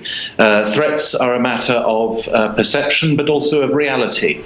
And the fact is that, as far as we know, Iran has no nuclear weapons capability and doesn't plan one, while the Americans are planning a missile shield, which, although it may not, they may be telling the truth when they say it's not directed against Russia, the fact is it's a new weapon system, and it can be presumably directed against Russia in a matter of seconds. So no, it doesn't convince me. There was comment earlier on from a French defence official saying that Iran's nuclear programme poses a, quote, risk rather than a threat to Europe's security. What does it mean by that? Is there a point, therefore, of having the shield if it's just a risk? Well, I don't really know what the official means, and in any case, I don't personally share that analysis. I don't think that Iran is going to attack a European country, still less the United States of America. That seems to me to be an absolute fantasy. It's not my view. And in any case, part of my answer is that one of the reasons why I think that it won't do that is that the costs in terms of retaliation of such an attack, were it to happen, are obviously immense. So Iran would have to be mad to launch such an attack. And that's why I find the whole discussion about the missile shield and the Iranian hypothetical attack completely fantastic. Russia's been trying to talk reason here for a long time now. I mean, the latest words today, though, certainly ramping up the rhetoric, if you like. Russia's saying it could make a preemptive strike if, quote, very importantly, the situation worsens and reaches a critical point. What is that critical point? Well, the critical point would be if there was some kind of conflict looming between the United States and Russia, and if there was some prospect of missiles being fired at Europe or across Europe to America. We're obviously a very long way away from that, at least I hope we are. The reason why the Russian minister made this remark, why the Russian defense official made this remark, is to show the logical conclusion of what the Americans are doing. The Americans are planning to install new military hardware on the continent of Europe, a continent which has struggled now for 20 years to rid itself of the inheritance of the Cold War. And the logical military implication of that act is that at some point a strike might have to be contemplated. Will those words from Russia today make any difference? Do you think the US will take Russia's ultimatum seriously, given, of course, that any preemptive strike would be far away, I guess, from American soil? Well, the fact that it's far away from American soil doesn't really make any difference, because it's an American system, and the Americans are trying to obviously extend their influence either through directly or through NATO over the whole of the European continent and on other continents as well. So the fact that any such attack wouldn't actually hit America is of no consequence at all. Would the Americans be bothered by the ultimatum? I think they should be. As I say, I don't think we are looking at a military conflict at any time soon. But I think they have to understand that this missile defense system is very serious. They may say it doesn't affect Russia or isn't intended against Russia, but like any weapons system, frankly, like a knife, it depends on who is holding it and on the circumstances of the moment. Really, really briefly, if at the moment anyway the US still won't give legal guarantees that this shield won't breach Russia's national security, what is the way forward, do you think, to break this defense stalemate? The way forward is either for the Americans to integrate Russia into the unified command of the defense system, of the missile shield, or to abandon it completely. Bruce, the U.S. isn't ruling out giving Moscow legal binding guarantees that its missile defense shield won't be directed against Russia. But it says a cooperation agreement should be signed first. Does it look like the impasse will be broken soon? I don't think so. I think the U.S. intends to continue surrounding Russia and China with these so-called missile defense systems, claiming that they're really aimed at Iran. But we know that Iran has no nuclear weapons today, and they have no missiles capable of hitting the United States. So indeed, this system is aimed at Russia. I believe it has a lot to do with the fact that Russia has the world's largest supply of natural gas. And don't we know by now that the Pentagon's primary job today is to serve as a resource extraction service on behalf of corporate globalization.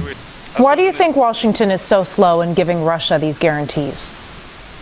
because I don't think they intend to give Russia those guarantees. In fact, what I see happening now inside the United States, using the mainstream media, I see Russia and China being demonized over and over again by the U.S. I think the strategy is to make the American people feel that Russia and China are the aggressors. We find that it's virtually impossible to get any mainstream media coverage over this U.S. encirclement of Russia and China.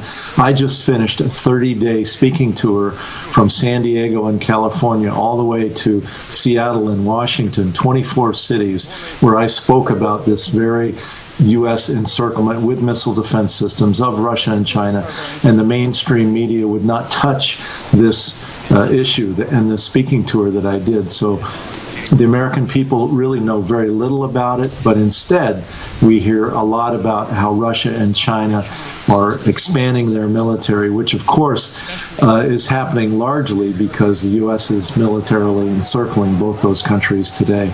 Now, Moscow says it will develop brand new weapons to counter the missile shield over concerns the shield could intercept current technology. Does this have the hallmarks of a new arms race here?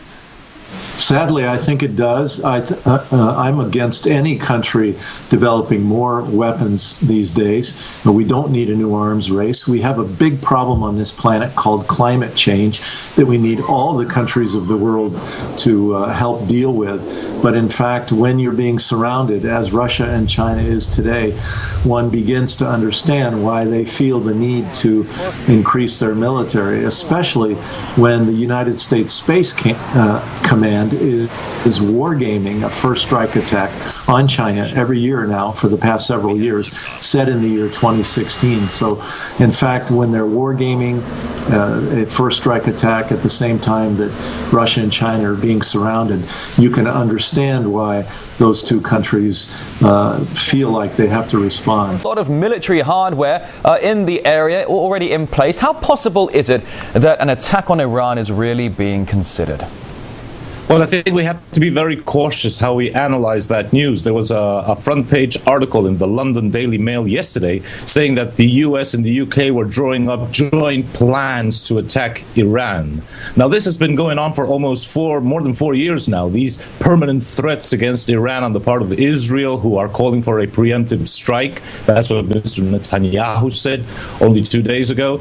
And it all coincides with the debacle of Israeli attack on southern Lebanon in 2006. So I think we have to be very cautious and basically understand that what Iran is the cornerstone of probably what is an ongoing, very tough negotiation to move forward towards a world government where Russia and China are not going to bow in very easily to the Western powers. And Iran is the cornerstone because contrary to Iraq, which was on its own, Saddam Hussein, contrary to Libya and Afghanistan, Iran has definitely a very strong commercial and trade agreement with China, and it has a very strong trade agreement with Russia, and although it's not official, it probably has some sort of military alliance with Russia too. So I think that what we are seeing is we are probably edging closer to what might become a full-fledged war in the region, even a world war where Iran is the cornerstone if it is attacked by Israeli, American, British,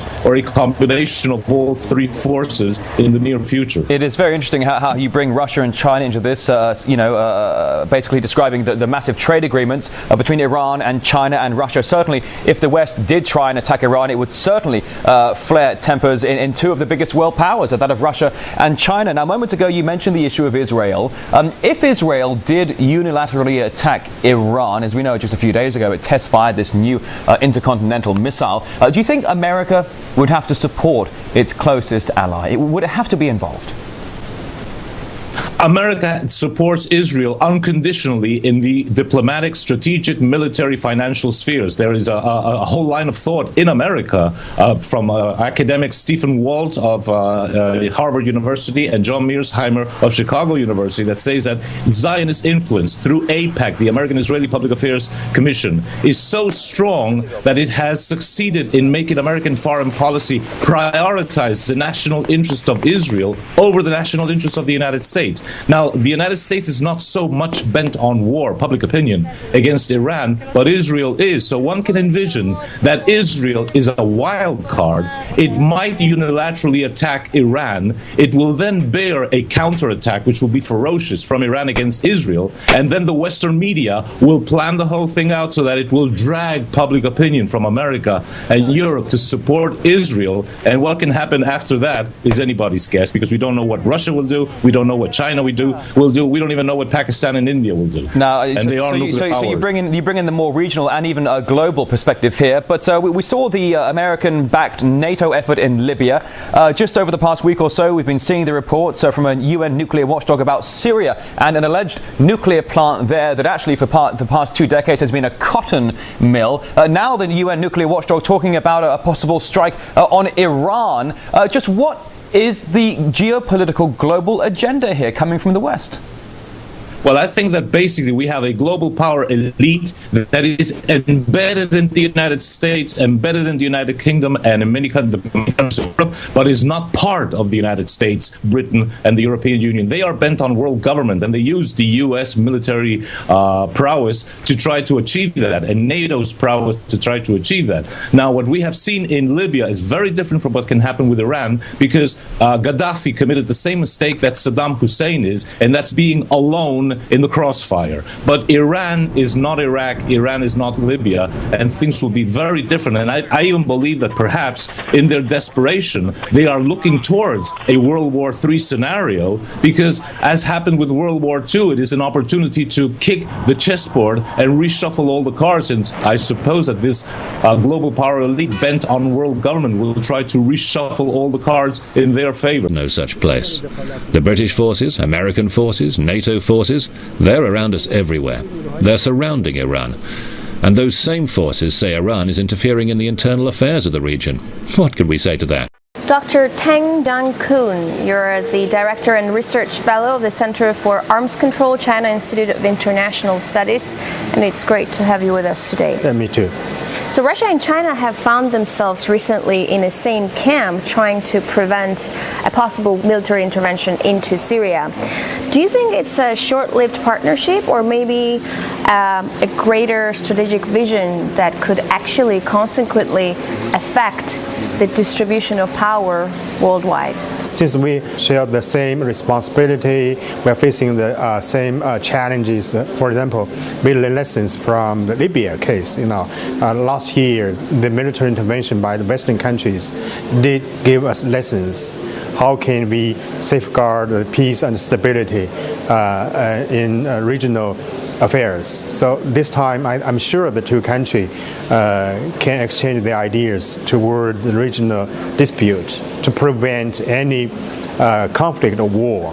Well, one occasionally still hears that the Western countries still may invade Syria going around the UN resolution, like it has happened in Iraq, for example.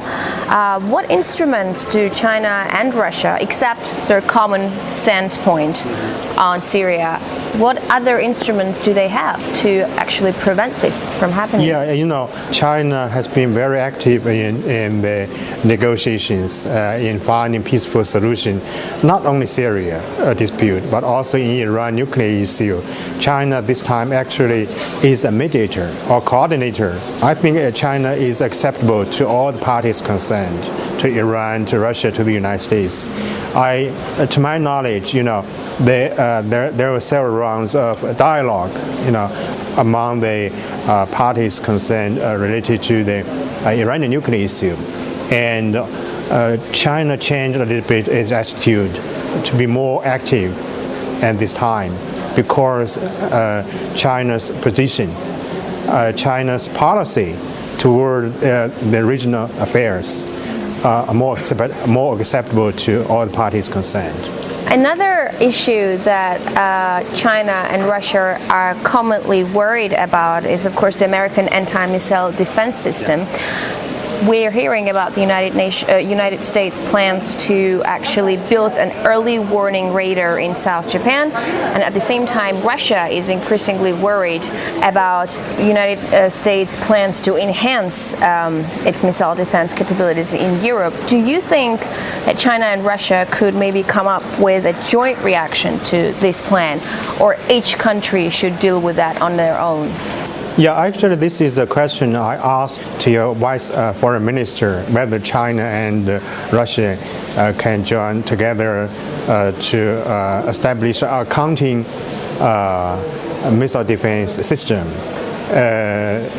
He didn't give me a direct answer. Maybe there are a lot of obstacles on the way for China and Russia to cooperate in this regard. For example, political obstacles and the technical obstacles. I don't think at this moment the two countries' militaries, prefer to share their missile information, the data. Maybe Russia would like to share the information with the United States because you have a START treaty. But I think Russia and China now are facing the same challenge.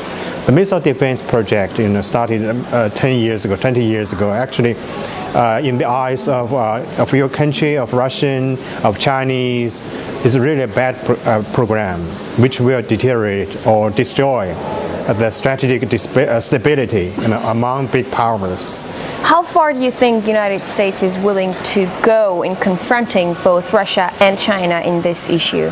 I think it's a strategic step by the United States from the two sides. Russia and China, live on the same continent, Eurasia continent, and from the Europe side, they deployed the missile defense system, in some European countries, and in Asia Pacific region, another side of the Eurasia continent. They deployed the missile defense system in Alaska, deployed the missile defense systems in Japan, South Korea, and even China's Taiwan. So they tried to squeeze the Eurasian continent. Actually, the two big powers, Russia and China, in the eyes of the United States nowadays are major challenges for their security. So this time, the United States just try to contain the two countries. Of course, missile defense is not only a military project. I think it's a political project. It's also a technical project. So this time, I don't think this is a good project for the international relations at this moment.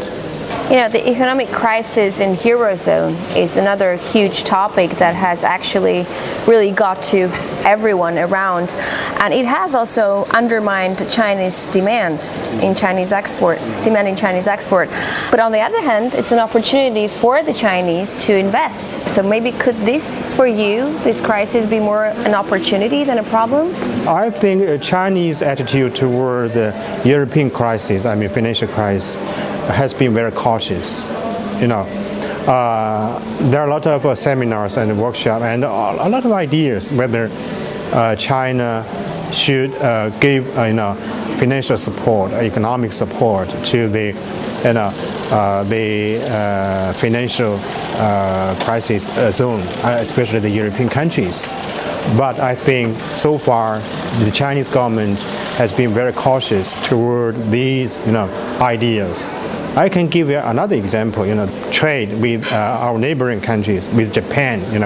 We are now suffering the island dispute. During the previous year, but the trade between the two countries is still increasing, even today. On the back of this crisis, when everyone's talking about the possible recession in European economy, you hear people talk more and more about the fact that Russia needs to turn towards the east at this point. So if that was to happen, if Russia were to turn itself towards China, how would that change the very face of the Russian-Chinese relationship if we were to forge that economic tie? China actually has been the engine of world economy at least for 30 years. So I think your policy toward Asia Pacific region, especially toward China, is a good choice, in economic cooperation in trade. Actually, I think the two countries, though we are neighbors, not so good, in economy, our trade with Japan, with ASEAN nations increased very fast. But I think Sino-Russian economic relations are not as good as the relations, the trade, with Japan, with ASEAN nations. So we have much room to do more cooperation in this regard, in economy and trade. Moving on now, the war rhetoric from Washington towards Iran is again being ramped up just ahead of the second round of high-level international talks on the country's nuclear program. U.S. military top brass claimed they would need just 3 weeks to defeat Iran's armed forces. Our TV's Ganesh Chakan looks at whether it's just more tough talk or preparation for real action. The Pentagon says they're just doing some contingency planning in case Iran attempts to close the Strait of Hormuz or attacks U.S. ships in the Persian Gulf. But analysts say it's the kind of planning that drives the tensions to a whole new level. Now, it doesn't take a rocket scientist to figure out that Iran is encircled militarily. Here is Iran, and here are the countries in red where the U.S. has military presence. We tried to put on the map those U.S. bases which have been reported about.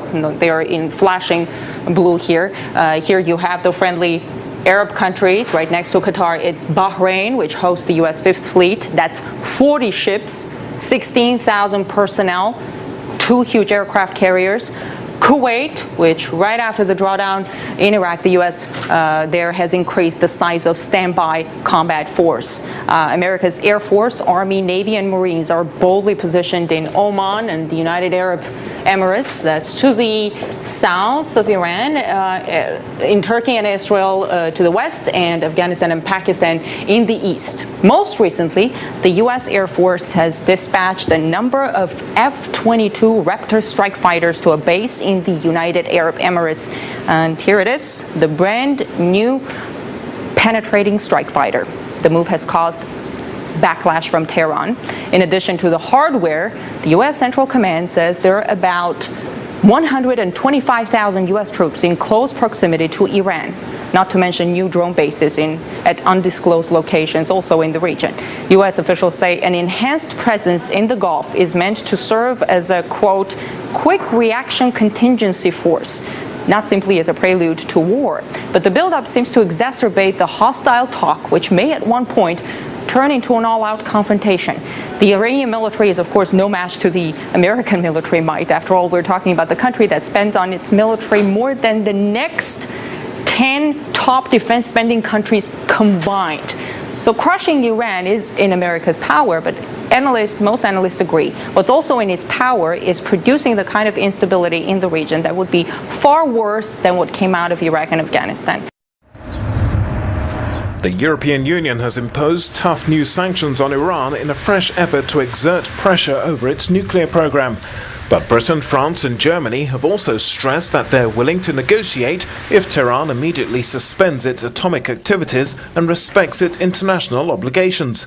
The EU's Foreign Affairs Chief also suggested the door remains open for talks to resolve the situation. I want to stress, however, that sanctions are not an end in themselves. I've often talked about this being part of a twin-track approach, that the purpose of sanctions is to put pressure on Iran to come back to the negotiating table. Iran has described the move as psychological warfare and warned it will worsen the standoff over the Islamic State's nuclear program. One minister even threatened the closure of the Strait of Hormuz, but American, French and British warships have all passed through today without any incident.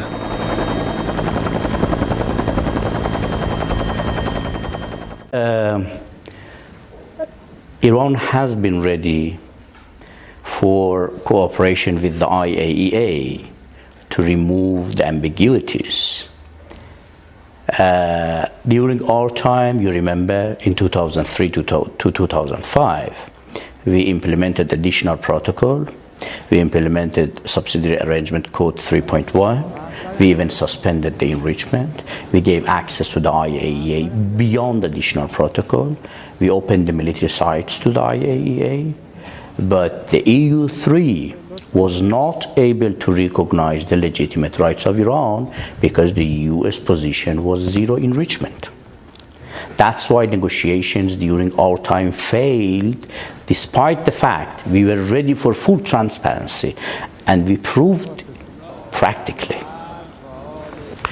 During President Ahmadinejad, Russia in 2011 proposed a step-by-step plan.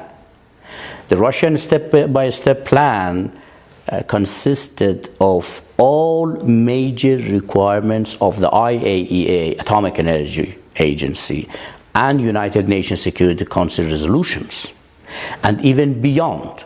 But Iranian officials, they welcomed the Russian initiative as a base for negotiations. It was the US and the Europe which declined the Russian proposal. Therefore, I believe, again, even today, the Russian proposal can be a good base for negotiations. You personally worked with IAEA monitors in Iran for several years, and while the international observers are known to have accused Iran of not letting them see everything they want, while Tehran has been saying that it can't satisfy all of their demands. Who is right? It depends. Iran is a member of Safeguard. They are asking Iran to implement additional protocol. Implementing additional protocol is not mandatory for the nations, for the countries. Today, 70 countries, they do not implement additional protocol. Therefore, this would be a gesture, a goodwill from Iran to implement additional protocol. The IAEA is even requesting Iran to give access to the IAEA beyond additional protocol. No nation in this world has given access to the IAEA beyond additional protocol. I believe Iran is ready. If they recognize the rights of Iran for enrichment like any other member of NPT, and if they are prepared ultimately to lift the sanctions, to start lifting the sanctions gradually, at the end state to lift all sanctions. If the West and the P5+1 are ready on these two issues, I believe Iran would show goodwill to accept additional protocol, to cooperate with the IAEA on possible military dimension issues, which would need to give access to the IAEA beyond additional. Buildup is in the works. Thousands of U.S. troops now gearing up to go to Israel. The military is calling it an exercise, not a deployment. But this is one serious exercise. This, as Israel says, they're ready to go to war with Iran. So what's really going on here? Jamal Abdi is in studio to dig deeper into this. Welcome, Jamal. So the U.S. is tightening ties with Israel. What is happening? Well, what is happening on its face is that the U.S. is working to reassure Israel, to reassure Saudi Arabia and the Gulf states that we have their backs, that we have this security blanket in the region, and that they don't have to worry about Iran as a threat.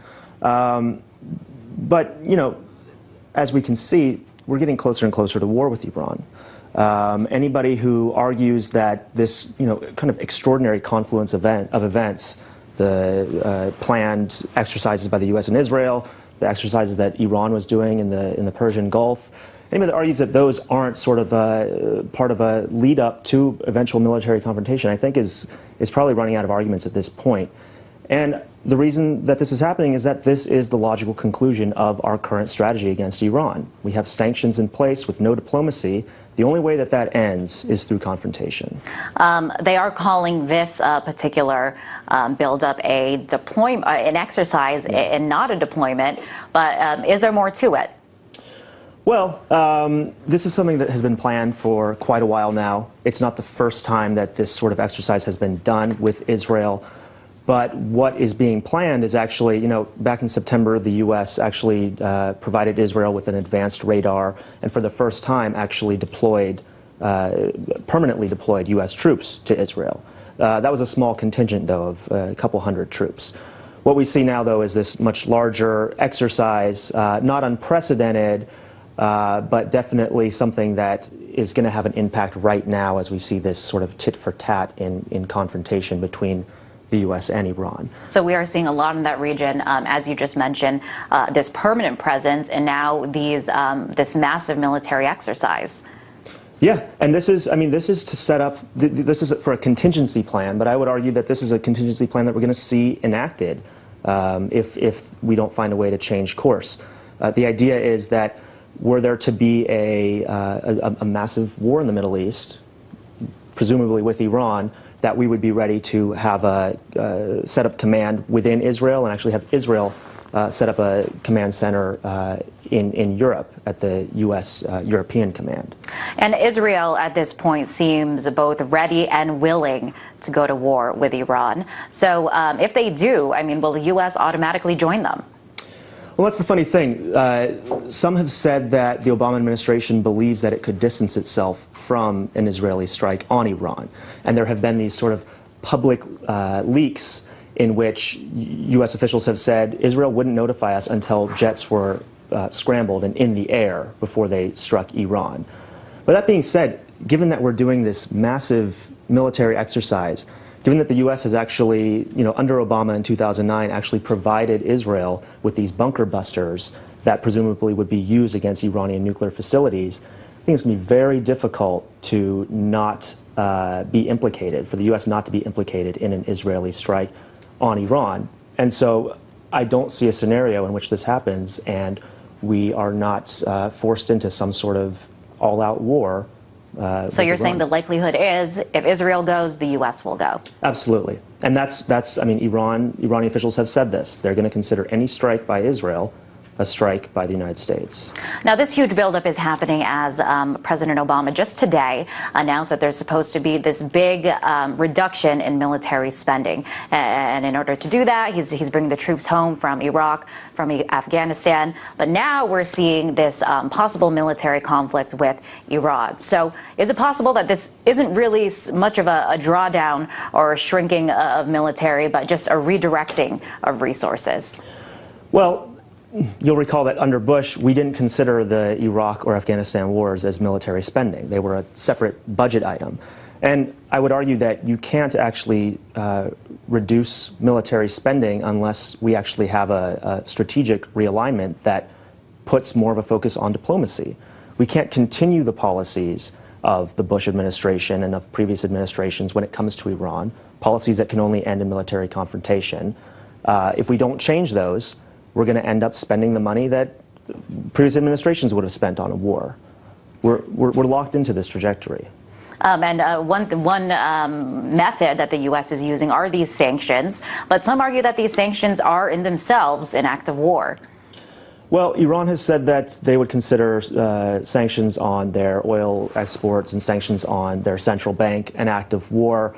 I think it could be reasonably argued that the covert attacks within Iran, and frankly, some of the things that Iran does could all be considered acts of war, and that there is a Cold War going on. There's also an economic war going on against Iran. So I think that we do have a low-scale war right now, and the question is, does that actually escalate out of control into a full-scale war? And I'll say that, what's happening now with Iran, people are calling it desperation. They're saying that what's happening is actually a sign that the sanctions are working. But I think that begs the question, what are the sanctions intended to do? If they're working to bring us closer to war, then absolutely they are working. This isn't just about nuclear weapons. If it were about nuclear weapons in the Middle East, then the United States would have a bone to pick with Israel, which is the only power in the Middle East which actually possesses nuclear weapons. It's not about that. That's the casus belli. But the reason for this continued conflict is because the American administration simply can't live with an Iran which has as much regional power as it has at the moment. You see, the Americans, when they look at the Iranian regime, regime. They see its links with Syria. They see its links with Hamas. They see its links with Hezbollah. And this is a challenge to American power in an absolutely critical, economically critical, geopolitically critical area of the globe. And it's that which is the sticking point for the American administration, in my view. Just briefly, how bad could this get? We're hearing now the UK supported Washington's rhetoric, saying its warships are at the ready to prevent any attempt by Iran to hinder trade through that crucial Strait of Hormuz. Could this go further, do you think, develop into actual warfare? Well, I think this is certainly in the minds of some of the players in the international community. We know that Israel, for instance, has had test flights out into the Mediterranean for exactly the same distance as there is between Tel Aviv and Tehran, with a view to having a strike on the nuclear facilities. And we know that even the Bush administration in its last months had to restrain the state of Israel from doing this. So we know that there are some people, hawks in Israel, hawks in the United States, who want to settle this militarily. And it does seem to me that once we begin on the process of implementing sanctions, of Iran responding to the sanctions, that there will be calls further down the road for a direct military conflict. And that, in this case, is even more dangerous than it was in the case of Iraq. I frankly think that crisis initiation is really tough. And it's very hard for me to see how the United States president can get us to war with Iran. Which leads me to conclude that if, in fact, compromise is not coming, that the traditional way of America gets to war is what would be best for U.S. interests. Some people might think that Mr. Roosevelt wanted to get us into World War II, as David mentioned. You may recall we had to wait for Pearl Harbor. Some people might think Mr. Wilson wanted to get us into World War I. You may recall he had to wait for the Lusitania episode. Some people might think that Mr. Johnson wanted to send troops to Vietnam. You may recall we had to wait for the Gulf of Tonkin episode. We didn't go to war with Spain until the until the Maine exploded. And may I point out that Mr. Lincoln did not feel he could call out the Federal Army until Fort Sumter was attacked, which is why he ordered the commander at Fort Sumter to do exactly that thing which the South Carolinians had said would cause an attack. So if, in fact, the Iranians aren't going to compromise, it would be best if somebody else started the war. One can combine other means of pressure with sanctions. I mentioned that explosion on August 17th. We could step up the pressure. I mean, look, people, Iranian submarines periodically go down. Someday one of them might not come up. Who would know why? We can do a variety of things if we wish to increase the pressure. I'm not advocating that. But I'm just suggesting that this is not a either-or proposition. Of, it's just sanctions has to succeed or other things. We are in the game of using covert means against the Iranians. We could get nastier at that. The whole world is saying Iran violate UN Security Council resolutions. They're continuing to race towards the development of nuclear bombs. Canada has sparked international reaction after shutting its embassy in Tehran and pulling out all of its diplomats. The government says one of the reasons was that it feared for their safety, but that the move goes far beyond the staff in Tehran. According to Foreign Affairs Minister John Baird on Friday, Iran isn't just a threat to Canadian diplomats. Canada views the government of Iran as the most significant threat to global peace and security in the world today. For Baird, Iran is a global menace, and he's not alone. Iran's pursuit of nuclear weapons capability presents an intolerable threat to Israel, to America, and to the world. We remain deeply concerned about Iran's nuclear program. Right now, the biggest threat we're all facing is Iran's plans to develop nuclear weapons capability. World leaders have repeatedly warned that they are willing to do anything to prevent Iran from getting the bomb, even go to war. In the longer term, we take nothing off the table. The President and I have said nothing is off the table. When I say all options are at the table, I mean it. So far, there's no proof Iran's nuclear program is anything but peaceful. But according to the UN, the country has dramatically increased the production of enriched uranium that could be used for a bomb. For Israeli leaders, that's proof enough. They now openly discuss attacks on Iran's nuclear facilities, and they expect the U.S. to back them up. the United States is not certain whether or not Israel will strike Iran before the presidential elections. Baird says he knows nothing about a strike against Iran, but with Canada's grievances with Iran going back years, many are asking, why cut ties now? To talk about this, we're joined by Janice Stein, director of the Munk School of Global Affairs. She's here in Toronto. In Washington, Aaron David Miller. He served 2 decades as an advisor to Republican and Democratic secretaries of state and as a scholar at the Wilson Center. And in New York, author Houman Majd. So, Janice, start with you. Why cut ties now? 3 reasons coming together, Wendy. One is, in fact, that our diplomats in Tehran, there were only 7.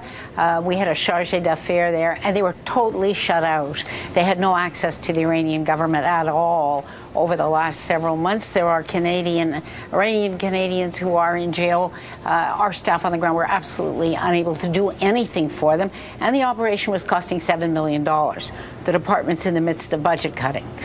So there was some pressure there, but I don't think that's enough. The second reason, growing concern about what the Iranian embassy, which was one of the largest, was doing on the ground in Canada. What do you mean?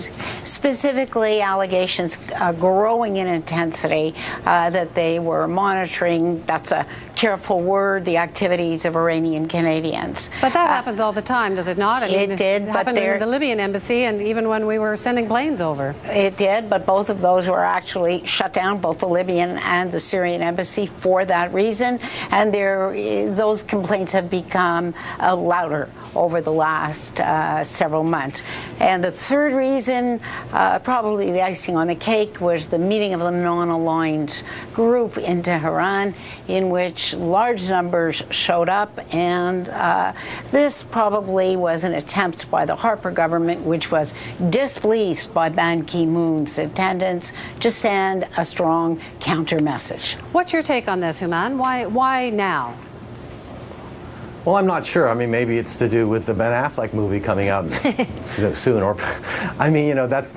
I mean, I say that. I don't mean to be flippant, but actually, if Canada is concerned about its diplomats in Iran, it is possible, given what happened to the British embassy back in November of last year, that a mob could attack the Canadian embassy over something as silly as a movie, about the Canadians rescuing American hostages back in 1979. Will Iran care? I'm not sure if that's a factor, but sorry. But will it have any impact? Will Iran care?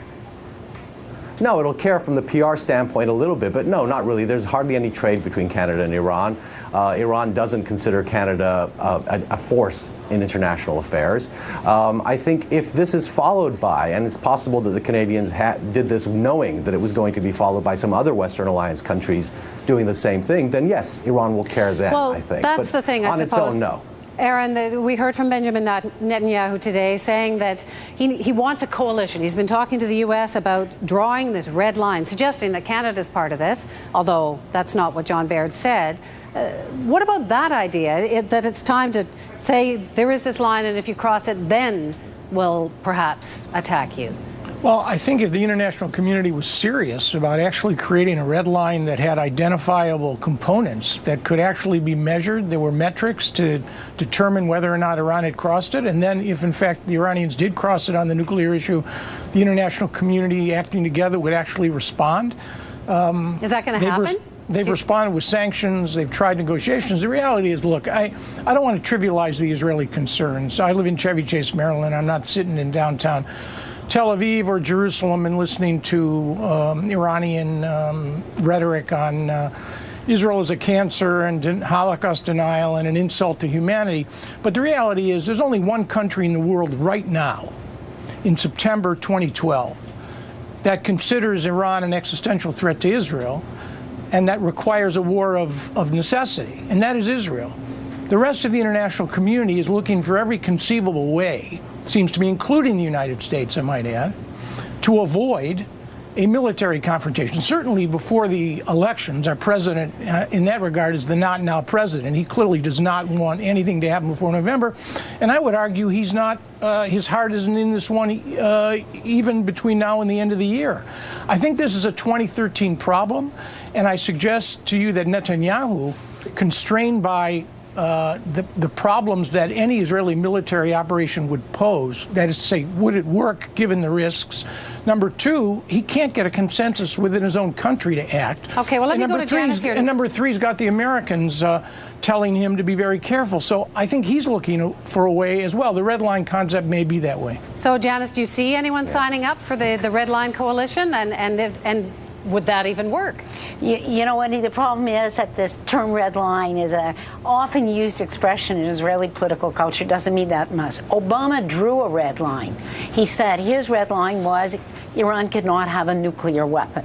That's not actually good enough. So what's at play here? Then what's really happening? Well, what is really happening is there's a profound disagreement between the United States and Israel about what is enough. For Netanyahu, what is enough is that Iran stop its enrichment to 20%, shut down Fordo, and export its uranium out of the country. And if they don't do that, those are the red lines he wants, then war. And what about Canada's role in this? Is Canada being used to try and get support for this red line coalition? No, I don't think there is a red line coalition. There is an argument about where the red line should be. Yeah. And Canada has made its views known, along with France, along with other European powers. They are very much in sympathy with the United States. Iran cannot be nuclear capable, but that's a big gap between where the Israeli government is and where the rest are. So, Human, I mean, even if it's actually, I think it's not. Oh, no, I was just going to say, no, Canada may have that view, but the United States has not said that Iran cannot be nuclear capable. They've just said, Obama has only said, cannot have a nuclear weapon. Yes. Some would argue today that Iran is already nuclear capable. Nuclear weapons capable. Right here. The line beyond which lies war with Iran. Many thought Benjamin Netanyahu's message at the UN General Assembly this fall was addressed not so much to the international community, but to Washington. Netanyahu would like to be able to communicate to the world that the Israelis are ready, which he has, to attack, and that it will be done with the full support of the United States. And he's not getting that. The tension in the media peaked when President Obama practically referred to Israel's warmongering as noise that he's trying to black out. Any pressure that I feel is simply to do what's right for the American people. And I am going to block out any noise that's out there. Pledging full and unconditional support for Israel is part of any presidential election campaign in the U.S. The possibility of war with Iran adds a new dimension to this election season. The Israelis will attack the Iranians. They will attack. It's just a matter of when. So Americans must decide which presidential candidate can better manage the situation. Despite campaign bickering, President Obama has thrown allies like Israel under the bus. The last debate on foreign policy has shown the candidates hold almost identical views on the issue. What if the Prime Minister of Israel called you on the phone and said, our bombers are on the way, we're going to bomb Iran? What do you say? Bob, let's not go into hypotheticals of that nature. Our relationship with Israel, my relationship with the Prime Minister of Israel is such that we would not get a call saying our bombers are on the way. When I've sent young men and women into harm's way, I always understand that that is the last resort, not the first resort. Of course, a military action is the last resort. As far as red lines for Iran, I understand and share Prime Minister Netanyahu's insistence that Iran should not obtain a nuclear weapon. My red line is Iran may not have a nuclear weapon. Iran as a nuclear nation is unacceptable to the United States of America. President Obama said exactly the same thing. 29 standing ovations to the Israeli Prime Minister's speech before Congress, among other things, showed just how powerful the Israeli lobby is in Washington. Despite President Obama's support of a two-state solution for Israel and the Palestinians, his party members at their convention this fall called for moving the capital of Israel from Tel Aviv to Jerusalem.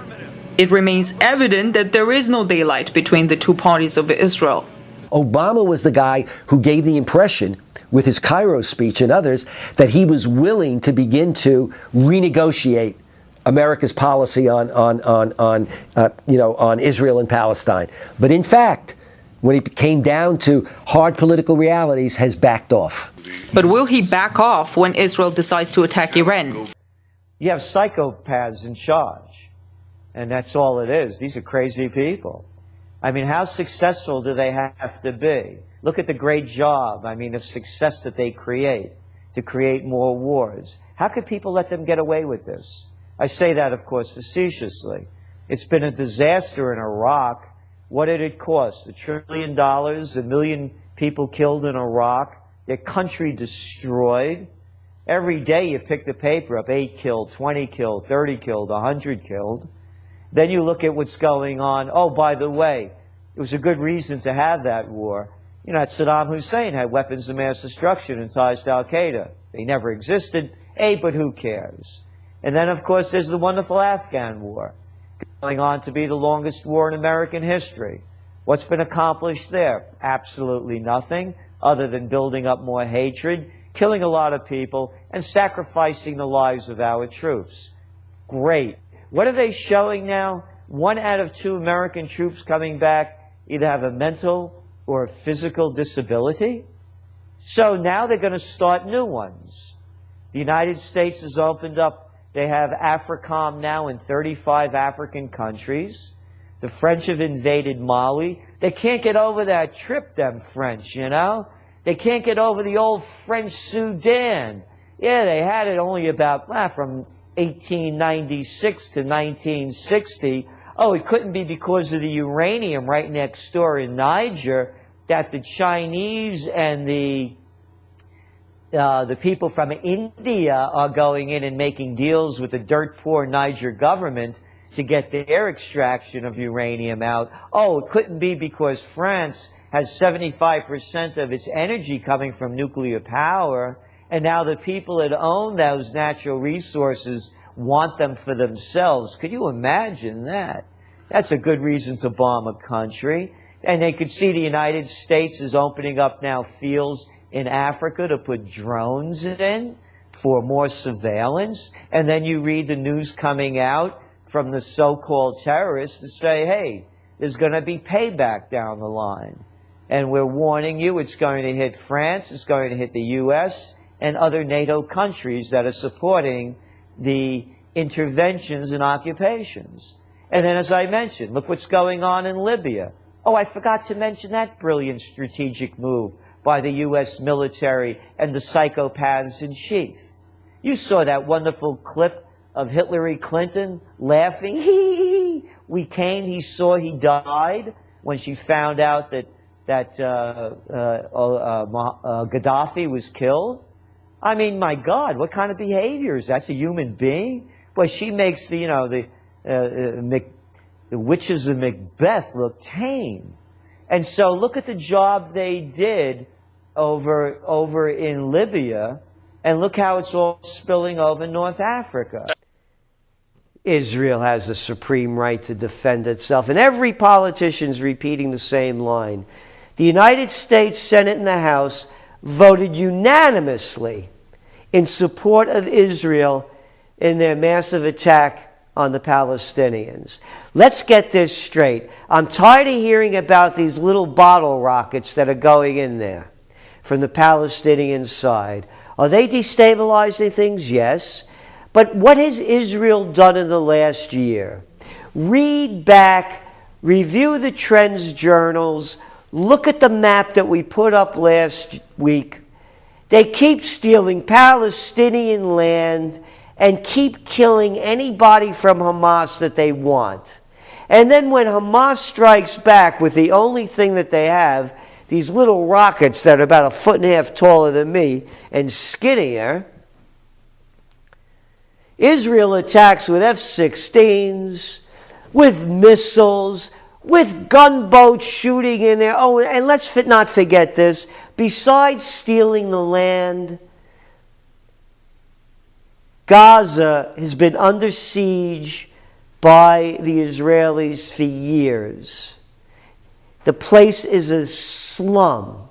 It's one of the most populated places on earth. And nothing could come in and nothing could get out. And every time they kill a Palestinian, you know who these Palestinians are? They all have last names.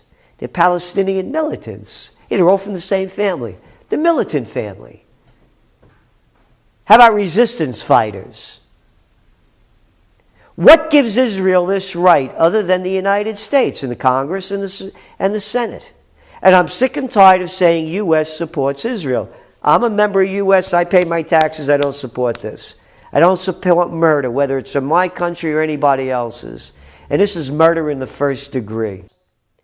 Israel keeps stealing Palestinian land, and they're enslaving the people in Gaza. They're in violation of international law and UN resolutions.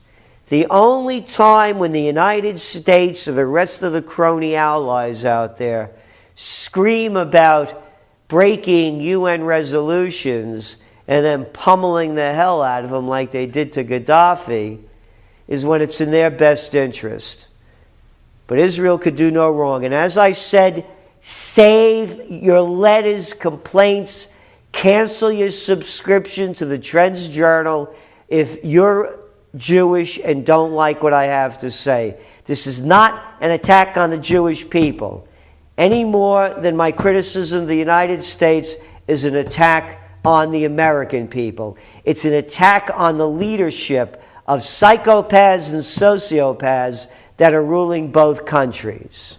So let's get this straight. The world lining up like we saw before the first two world wars. Am I wrong in intellectually, historically, but also in my gut, feeling the serious tremors in the force? I think there are only two major sources of threat. One is the British monarchy, and the other is the British monarchy's puppet, which is Obama. The situation is that, as the Joint Chiefs of Staff of the United States have shown, they understand that any war that breaks out now, such as in the Middle East or elsewhere, will be a thermonuclear war. There may be other minor things and conflicts which are going on, but any time the force comes in and someone says we're going to start the attack, it's going to be a full global attack, and it's going to be thermonuclear. And the question is, will anybody survive eventually, not merely out of the war, because if you get the Soviet or Russian and Chinese capabilities, which are very significant, and against the United States and Britain and something from France, which is the other side. And these forces are going to go against each other on a thermonuclear basis from the get-go. And that means that our submarines, our major submarines, are going to launch in their time. It's going to be a full launch, probably 1 or 2 rounds. Maybe within an hour and a half, it's all over. And the world looks pretty dead. So we're at a point where the idea of simple war, or war breaking out, or incidents leading to war, is not going to happen. What's happened is Russia and China have made a very firm commitment not to start a war, but to defend against it. Most people in the United States want no part of this. The only person but really behind it is the president, Obama. And Obama's with the Queen, but most of the people in Britain are not for this nonsense either.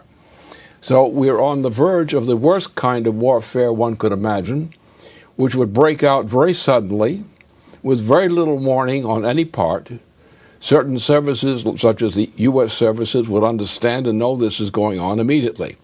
Let me stop you there, sir, because what you're saying is obviously right on target, but people may not understand the last 2 chairmen of the Joint Chiefs, the last 3 heads of CENTCOM, as you know, people can look this up, journalists can look this up, have refused to attack Iran, saying it would bring in China and Russia. Now they've sent the fleets over to menace China, and they think that that's going to allow this attack. But now even Dempsey, who's been known as not as smart as his predecessors, has been convinced and came out, as you know, last week and said, hey, I mean, the exact quote, was a headline was, do not blame us when Israel strikes and don't think we're supporting it. So that type, I mean, to have chairman of the Joint Chiefs saying that shows that the military establishment who love wars. I mean, that's their. I mean, that's what they do. I mean, they love to be commanded off to war. Generally, are saying, do not do this. What? I mean, how significant is that? That signifies a mutiny within the saner sectors of the power structure. I'm not sure the word mutiny is the right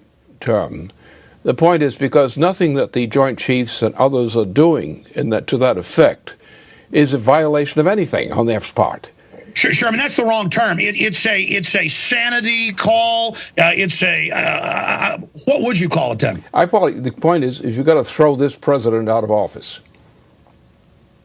Even though he's just been nominated, I don't think it's going to stick. And he's not in a winning position right now. But what does it mean inside the government, where you have so many connections, to have the chairman of the Joint Chiefs come out and say something countervailing what the president and certain sectors of Israel are pushing? Yeah, but the Joint Chiefs are operating within their powers of government. And the president doesn't dare challenge that directly. Because the president is not a popular president. I mean, am I right to say that it's seismic, though? I mean, how big of a deal is it to have the chairman of the Joint Chiefs come out, say that, and it gets almost no press? You're talking about, if you're a member of the Joint Chiefs, and you're a patriot as I am, you're not going to play games and guessing games or anything with this policy. We know that any major war that breaks out on this planet will be a thermonuclear war. There are no minor wars possible. You cannot have a continuation of the war with the Middle East at all. Any such war will lead to thermonuclear war immediately. And that means that within about an hour and a half, most of the world is dead. And anyone who is competent, like the Joint Chiefs or other people of the same interests, have Russians or Chinese, all the same thing. This war must not occur. And if somebody tries to start it, we should get them out of the way quick. Because if we let this war happen, because we're in the age of thermonuclear warfare, and nobody can win thermonuclear warfare. The human race might go extinct within the aftermath of such an attack. So no sane person, and I wouldn't include this president as sane, no sane person wants to start such a war. There are other means we're going to have to use to deal with conflict. Many of the means are not conflict at all. They're just arguments about how we're going to settle things. But we've come to a time where we have to learn the truth. You cannot have war among major nations today. No sane head of government would launch it. But I think there are some people who are not so sane, including our current president. Not satisfied with its missile shield in Europe, Washington has announced plans for a similar weapon system in Asia. A Pentagon official pointed at a perceived threat from North Korea as the main justification. But political activist and head of the new Patriotic Alliance, Renato Reyes, says that's a paper-thin excuse. Clearly, the threat is being exaggerated by the United States. But we can see beyond the rhetoric that the real target here is China, and the U.S. wants to justify rebalancing most of its troops towards the Asian region. The so-called threats emanating from China are highly suspicious, questionable, and are in fact being twisted just so the U.S. can justify sending more troops and ships here in this region. Only intended to provide more justification for the permanent and expanded U.S. military presence in our region. That's another concern of ours. Will the U.S. missile shield provoke an arms race in the region? Would it provoke countries like China and North Korea into taking a tougher stance, into competing with the United States and deploying more war machines throughout Asia? And if that happens, that would be a bigger threat to peace. We spent most of last year cheering on Islamist rebels in Syria, has now taken the line that Islamist rebels in Mali are the biggest dangers to the world and we must intervene, that Britain must help France, regardless of the consequences to Britain.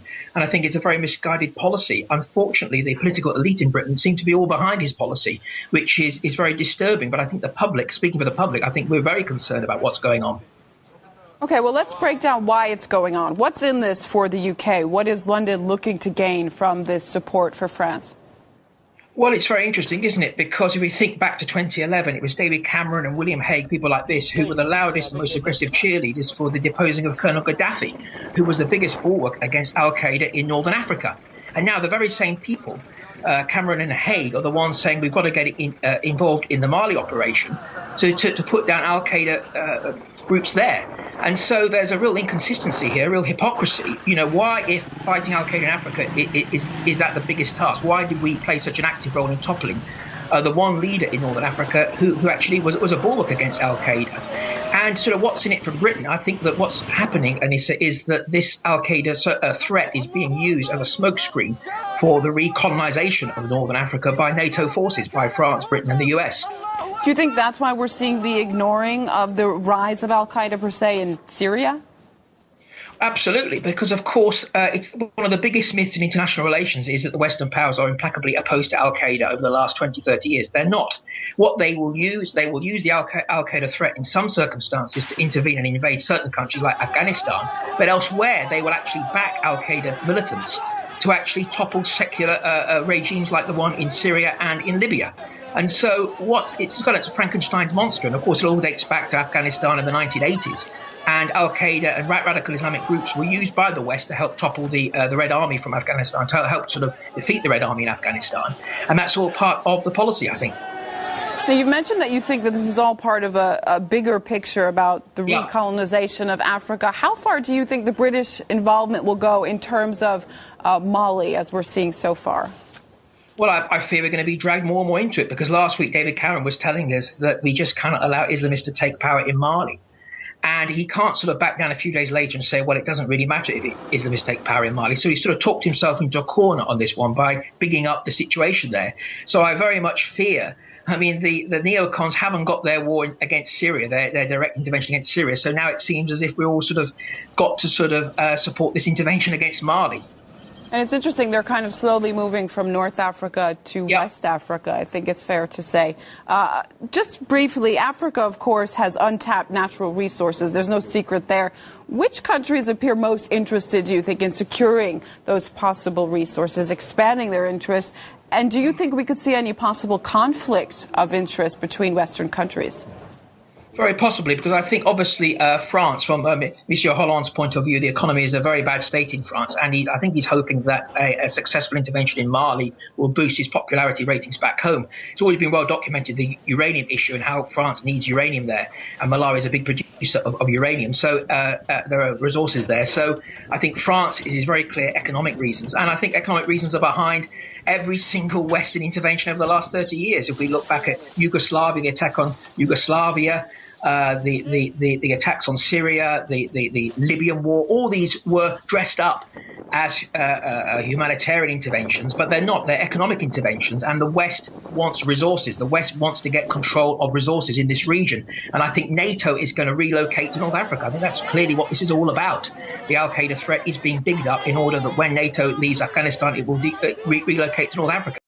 According to the Associated Press, this year the U.S. military will be deploying an Army brigade, codenamed the Dagger Brigade, to Africa to operate in small teams in 35 countries. The brigade will be under the control of General Carter Ham, head of the U.S. African Command. The official pretext for this move is to, quote, train countries to battle extremists and to give U.S. a ready and trained force to dispatch in Africa if crises requiring the U.S. military emerge.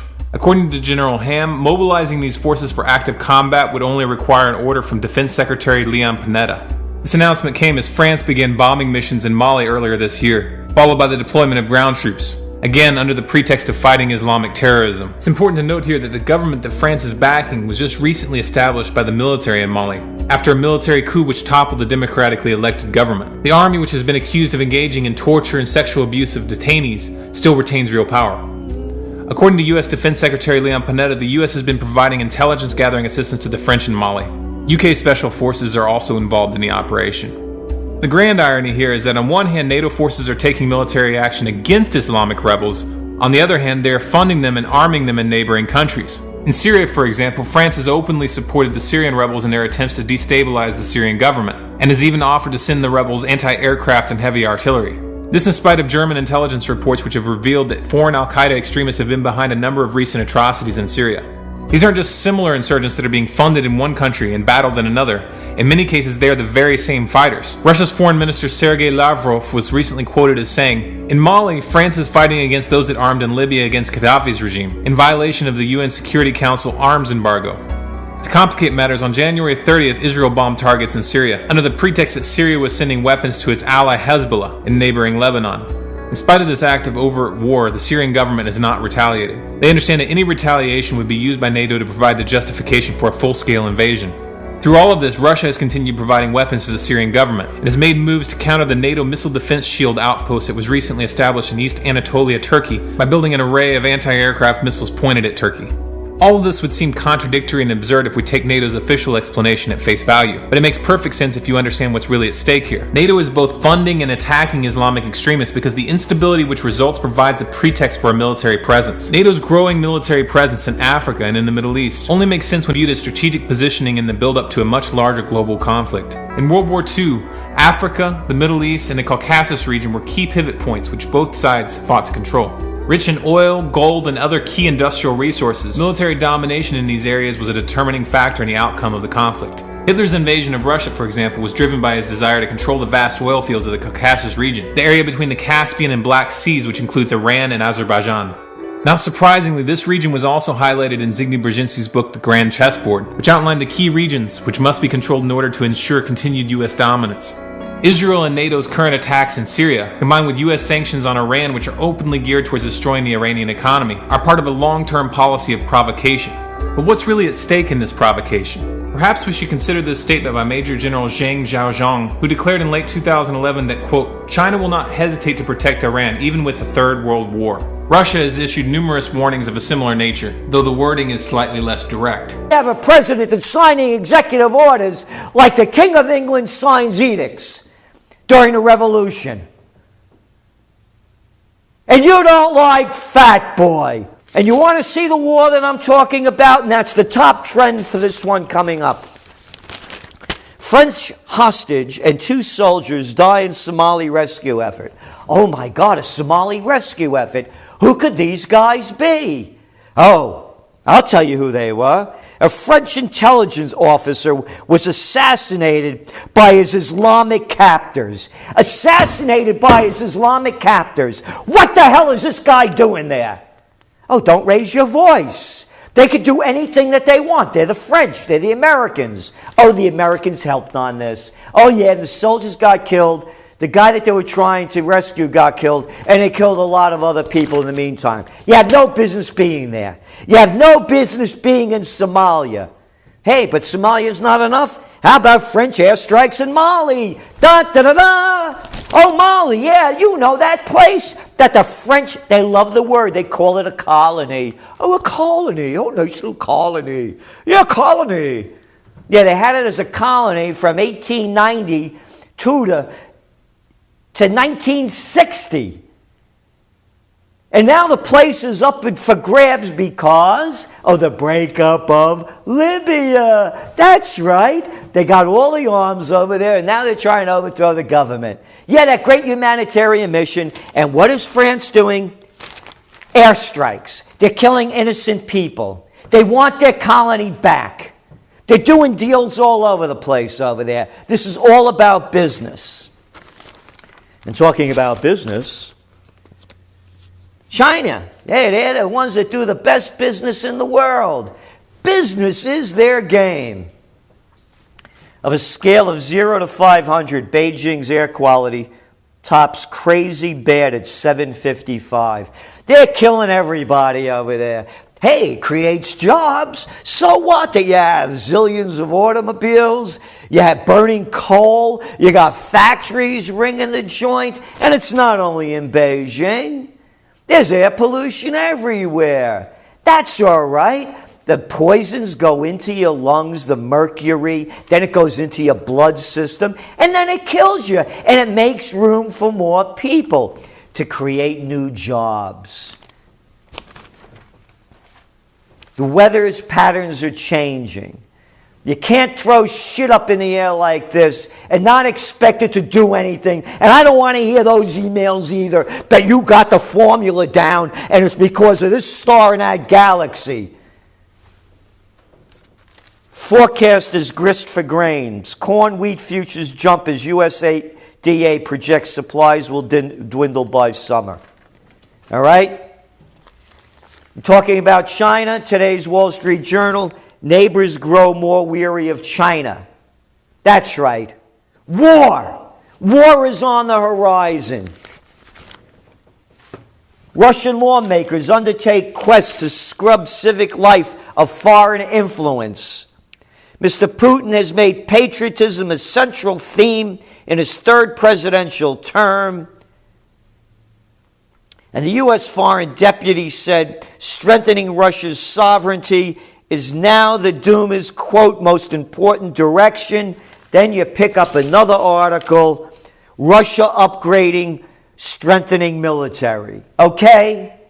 And they're afraid of China too, and the United States. These wars are expanding. The United States is also involved in that Mali war. We're going to war. They know that this system is collapsing. And they're going to be taking more and more of our rights away from us. But you don't care. You people that have the nerve. Getting tight because I call some prostitute fat boy. A pig of a prostitute. Let's get this straight.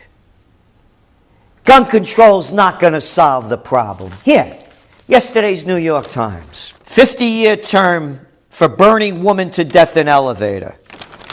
Hey, they should have taken matches away from the guy. I say ban matches. It's not because he's a crazy son of a bitch. It's because of the damn matches. Ban matches.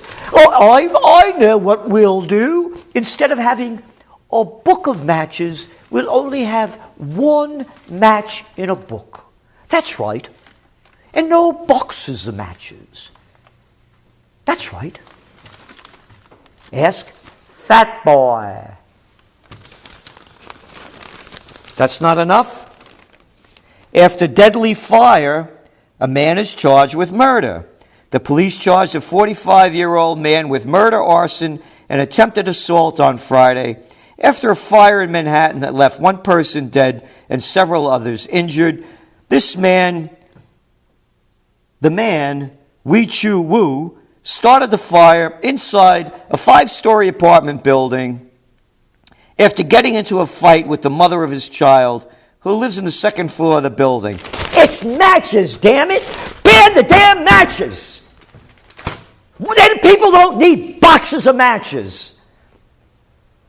It will be better if they only have one match so they cannot burn people in elevators or set houses on fire. I'm talking about war. Rising nationalist star sheds light on Israel's long-term drift to the right. Financial Times, drift to the right ain't so great. Oh, Netanyahu came out yesterday and said they're going to build those settlements and nobody cares. Nobody cares. The world is heading to war.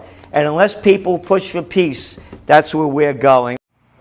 In a Turkish military base on a hill above the city of Kahramanmaraş, the German army is setting up its Patriot missile system. One by one, the rocket launchers are being directed to their designated locations. Situated 100 kilometers to the north of Turkey's southern border, their mission is to intercept and destroy ballistic missiles that may threaten the Turkish people in the area. When you think about the NDAA, you probably think about indefinite detention of civilians without trial in military prisons, essentially the elimination of your rights as a human being. But hey, who needs rights anyway?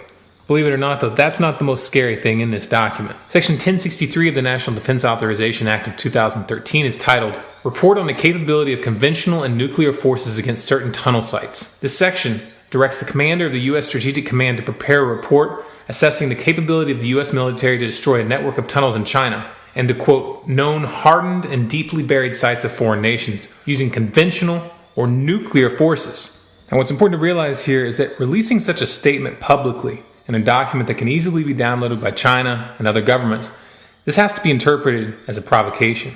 But why would anyone want to make a nuclear-armed country nervous like this unless they're actually trying to set off a war? Beijing has slammed Washington for its latest comments on China's territorial brawl with Japan in the South China Sea, saying the U.S. should be more careful with its words and stay away from the region's matters. It is a reaction to statements made by U.S. Secretary of State Hillary Clinton, who reassured Tokyo of American support and warned China against any unilateral action in the dispute. Beijing and Tokyo both lay claims to a string of uninhabited islands that are said to be rich in natural resources. For more on this, we're joined now by George Koo. He is the founder and former managing director of International Strategic Alliances. Mr. Koo, thank you very much for being with us. Morning. On its very basic level, Hillary Clinton was simply supporting an ally. Why are they making such a big deal out of this?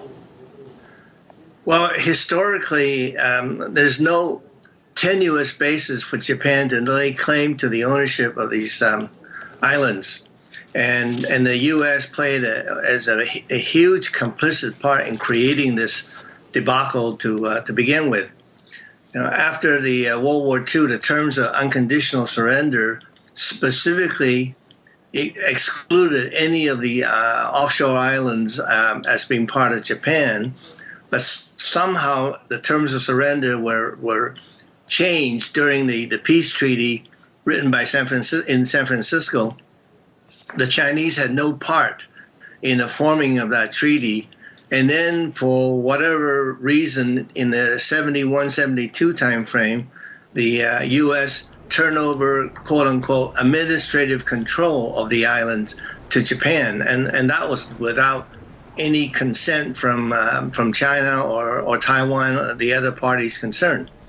So the U.S. created this mess, and I think the U.S. is continuing to prolong the problem that between Japan and China. Now, does the U.S. even have a right to say anything? I mean, this is surely a regional matter. Now, to what extent can the U.S. try to pressure Beijing, and what kind of a reaction do they want? Well, I think the U.S. is, again, playing the strategic ambiguity game by, on the one hand, saying we're neutral about this and we're not taking sides between China and Japan. But on the other hand, they're saying, but we recognize that Japan has administrative control, and therefore we would be opposed to any unilateral action. But how did Japan get the administrative control? The U.S. turned it over to them. How did U.S. Originally get administrative control? It was because after World War II, U.S. had taken control of Okinawa, as well as the chain of islands, and including the D.U.M.B, Senkaku Islands. So from the beginning to the end, the U.S. was really responsible for this particular mess. Now, the U.S., you say, is responsible, and President Obama has made it a clear objective to boost America's influence in the Asia-Pacific region, which is right on China's doorstep. Now, does he have the resources to compete with China and even India, for that matter?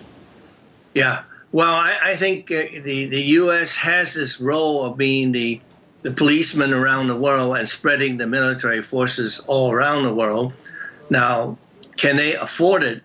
Well, that's a different question, because it seems like in order to meet their military budget, which is ever increasing, they're probably going to have to borrow the money, and most likely they'll be borrowing the money from the Chinese. Now, Washington is already deeply involved in several conflicts abroad. You just mentioned this. But here they're squaring up against a nuclear power. Could this get really nasty, even possibly another Cold War? Well, that's not I don't believe that's China's intention. I think China has been asking Japan to recognize and negotiate rather than ratcheting up the tension. Of course, Japan electing Abe is not going to help, because Abe is very well-known hawk in this particular situation. I think that the saddest part is that the Japanese people, most of the Japanese people, truly do not understand that they were the perpetrators of all the atrocious acts of World War II, and these are the residual. Instead, the Japanese government has been very successful in portraying Japan as the victim of World War II rather than the perpetrator being the aggressor. And the U.S., for its own strategic reason, viewed Japan as the preferred ally, and that's what's continuing to create this friction. But I'm not sure they're going to. I think cooler heads will come and not go to war over these little specks of island. Certainly, China has never been the aggressor in terms. Alexander Vorontsov from the Institute of Oriental Studies believes China and U.S. prospective involvements with North and South Korea could lead to a global conflict. It will be a nightmare for many countries, and first of all for the 6 countries who met in six-party talks. We have the common border with Korean Peninsula, and China also. And of course China can be involved because they have the treaty, the alliance treaty with North Korea first, and they demonstrated recently their readiness to prevent collapse of North Korea. And it will be 2 superpowers involved, United States and China. It's possible that the Third World War can start in Korean Peninsula, unfortunately.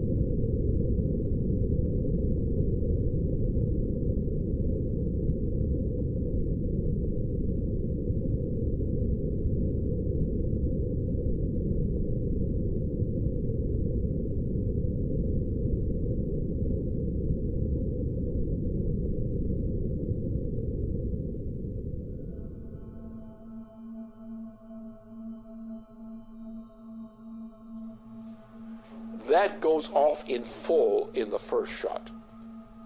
Now you have in the submarines, you have the warheads you have not yet discharged. Those go along the way as a second wave. After that, you're pretty much out of weapons.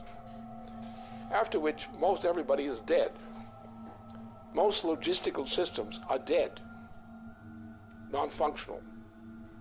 You have a situation where the effect of this kind of firing creates a continuing effect which may go for several years.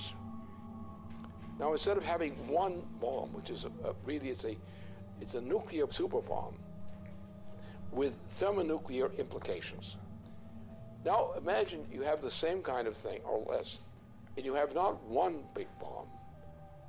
You have a whole barrage of such things. The exchange involves Russia, it involves China, which has a very significant thermonuclear arsenal. It implicitly involves India. It involves the United States. It involves the extermination virtually of Western Europe.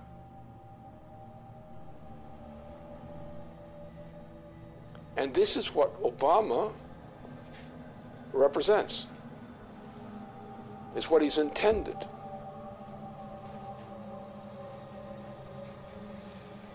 This is the end of civilization. And, you know, is the price worth it? I think this is a very hard choice, but we think the price is worth it. This is a memo that describes how we're going to take out 7 countries in 5 years, starting with Iraq and then Syria, Lebanon, Libya, Somalia, Sudan, and finishing off Iran. Let's take a look at the events of the past decade and see if you see a pattern. In Libya, Gaddafi was in the process of organizing a bloc of African countries to create a gold-based currency called the dinar, which they intended to use to replace the dollar in that region. US and NATO forces helped destabilize and topple the Libyan government in 2011, and after taking control of the region, US armed rebels executed Gaddafi in cold blood and immediately set up the Libyan central bank. Iran has been actively campaigning to pull oil sales off of the dollar for some time now, and it has recently secured agreements to begin trading its oil in exchange for gold. In response, the US government, with mainstream media assistance, has been attempting to build international support for military strikes on the pretext of preventing Iran from building a nuclear weapon. In the meantime, they established sanctions which US officials openly admit are aimed at causing a collapse of the Iranian economy. Syria is Iran's closest ally, and they are bound by mutual defense agreements. The country is currently in the process of being destabilized with covert assistance from NATO, and though Russia and China have warned the United States not to get involved, the White House has made statements within the past month indicating that they are considering military intervention. It should be clear that military intervention in Syria and Iran isn't being considered. It's a foregone conclusion, just as it was in Iraq and Libya. The U.S. is actively working to create the context which gives them the diplomatic cover to do what they already have planned. The motive for these invasions and covert actions becomes clear when we look at them in their full context and connect the dots. Those who control the United States understand that even if a few countries begin to sell their oil in another currency, it will set off a chain reaction and the dollar will collapse. They understand that there is absolutely nothing else holding up the value of the dollar at this point, and so does the rest of the world. But rather than accepting the fact that the dollar is nearing the end of its lifespan, the powers that be have made a calculated gambit. They have decided to use the brute force of the US military to crush each and every resistant state in the Middle East and Africa. That in itself would be bad enough, but what you need to understand is that this is not going to end with Iran. China and Russia have stated publicly and on no uncertain terms that they will not tolerate an attack on Iran or Syria.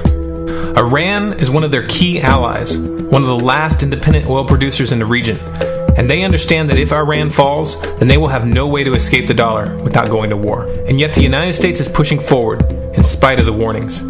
What we are witnessing here is a trajectory that leads straight to the unthinkable. It's a trajectory that was mapped out years ago in full awareness of the human consequences. But who was it that put us on this course? What kind of psychopath is willing to intentionally set off a global conflict that will lead to millions of deaths just to protect the value of a paper currency? It obviously isn't the president. The decision to invade Libya, Syria, and Iran was made long before Obama had risen to the national spotlight. And yet, he's carrying out his duty just like the puppets that preceded him. So who is it that pulls the strings? Often the best answer to questions like this are found by asking another question. Qui bono? Who benefits? Obviously, those who have the power to print the dollar out of thin air have the most to lose if the dollar were to fall. And since 1913, that power has been held by the Federal Reserve. The Federal Reserve is a private entity owned by a conglomerate of the most powerful banks in the world. And the men who control those banks are the ones who pull the strings. To them, this is just a game. Your life and the lives of those you love are just pawns on their chessboard. And like a spoiled 4-year-old who tips the board onto the floor when they start to lose, the powers that be are willing to start World War III to keep control of the global financial system. Remember that when these wars extend and accelerate. Remember that when your son or your neighbor's son comes back home in a flag-draped coffin. Remember that when they point the finger at the new boogeyman, because the madmen who are running this show will take this as far as you allow them to. So how much time do we have left? It's a question I hear constantly, but it's the wrong question. Asking how much time we have left is a passive posture. It's the attitude of a prisoner who's waiting to be taken out to a ditch and shot in the back of the head. What are our chances? Can we change course? Also the wrong question. The odds don't matter anymore. If you understand what we're facing, then you have a moral responsibility to do everything in your power to alter the course that we're on, regardless of the odds. It's only when you stop basing your involvement on the chances of success that success actually becomes possible. To strip the ill-begotten power from the financial elites and to bring these criminal cartels to justice will require nothing less than a revolution. The government is not going to save us. Suppress the revolution of premeditated scheme, introduce a drug called crack. back to us ghetto teens. Got along for raw niggas now. Play what it be like. When niggas see they got us bleeding with 3 strikes. Can't seem to focus, hopeless. With violent thoughts I wrote this. Got these devils petrified, hot from my hocus pocus. And so I learned to earn my currency in overtime. Affiliated, clearly click a military. Soldiers attack. When the fuck my soldiers at? When my soldiers attack? Now I was born as a rebel, making trouble for the devil. Take this gangbang shit to a whole nother level. Can you feel me now? Armies in every city, definition of power. Players, are you with me? See the war is the prophecy. Survival is the strategy. Rest in peace to my comrades, that's the seats. Organize the streets in time, yeah, these devils petrified of a nigga in his right mind. They tell us that we hopeless and hellbound. It's for the brothers in penitentiary jail down. I got you in my heart till the day I die. Think of the damage we could do if we wasn't high. Can you picture me low? It's a thug's rap. Political contracts and bloodbaths. From a Toulouse Shakur up in the Rockets, though they got you. I never let them stop me, the struggle continues. Now, if we do want to live the thug life and the gangster life and all of that, okay, so stop being cowards and let's have a revolution. But we don't want to do that. Dudes just want to live a character. They want to be cartoons. But if they really wanted to do something, they was that tough. All right, let's start our own country. Let's start a revolution. Let's get out of here. Let's do something.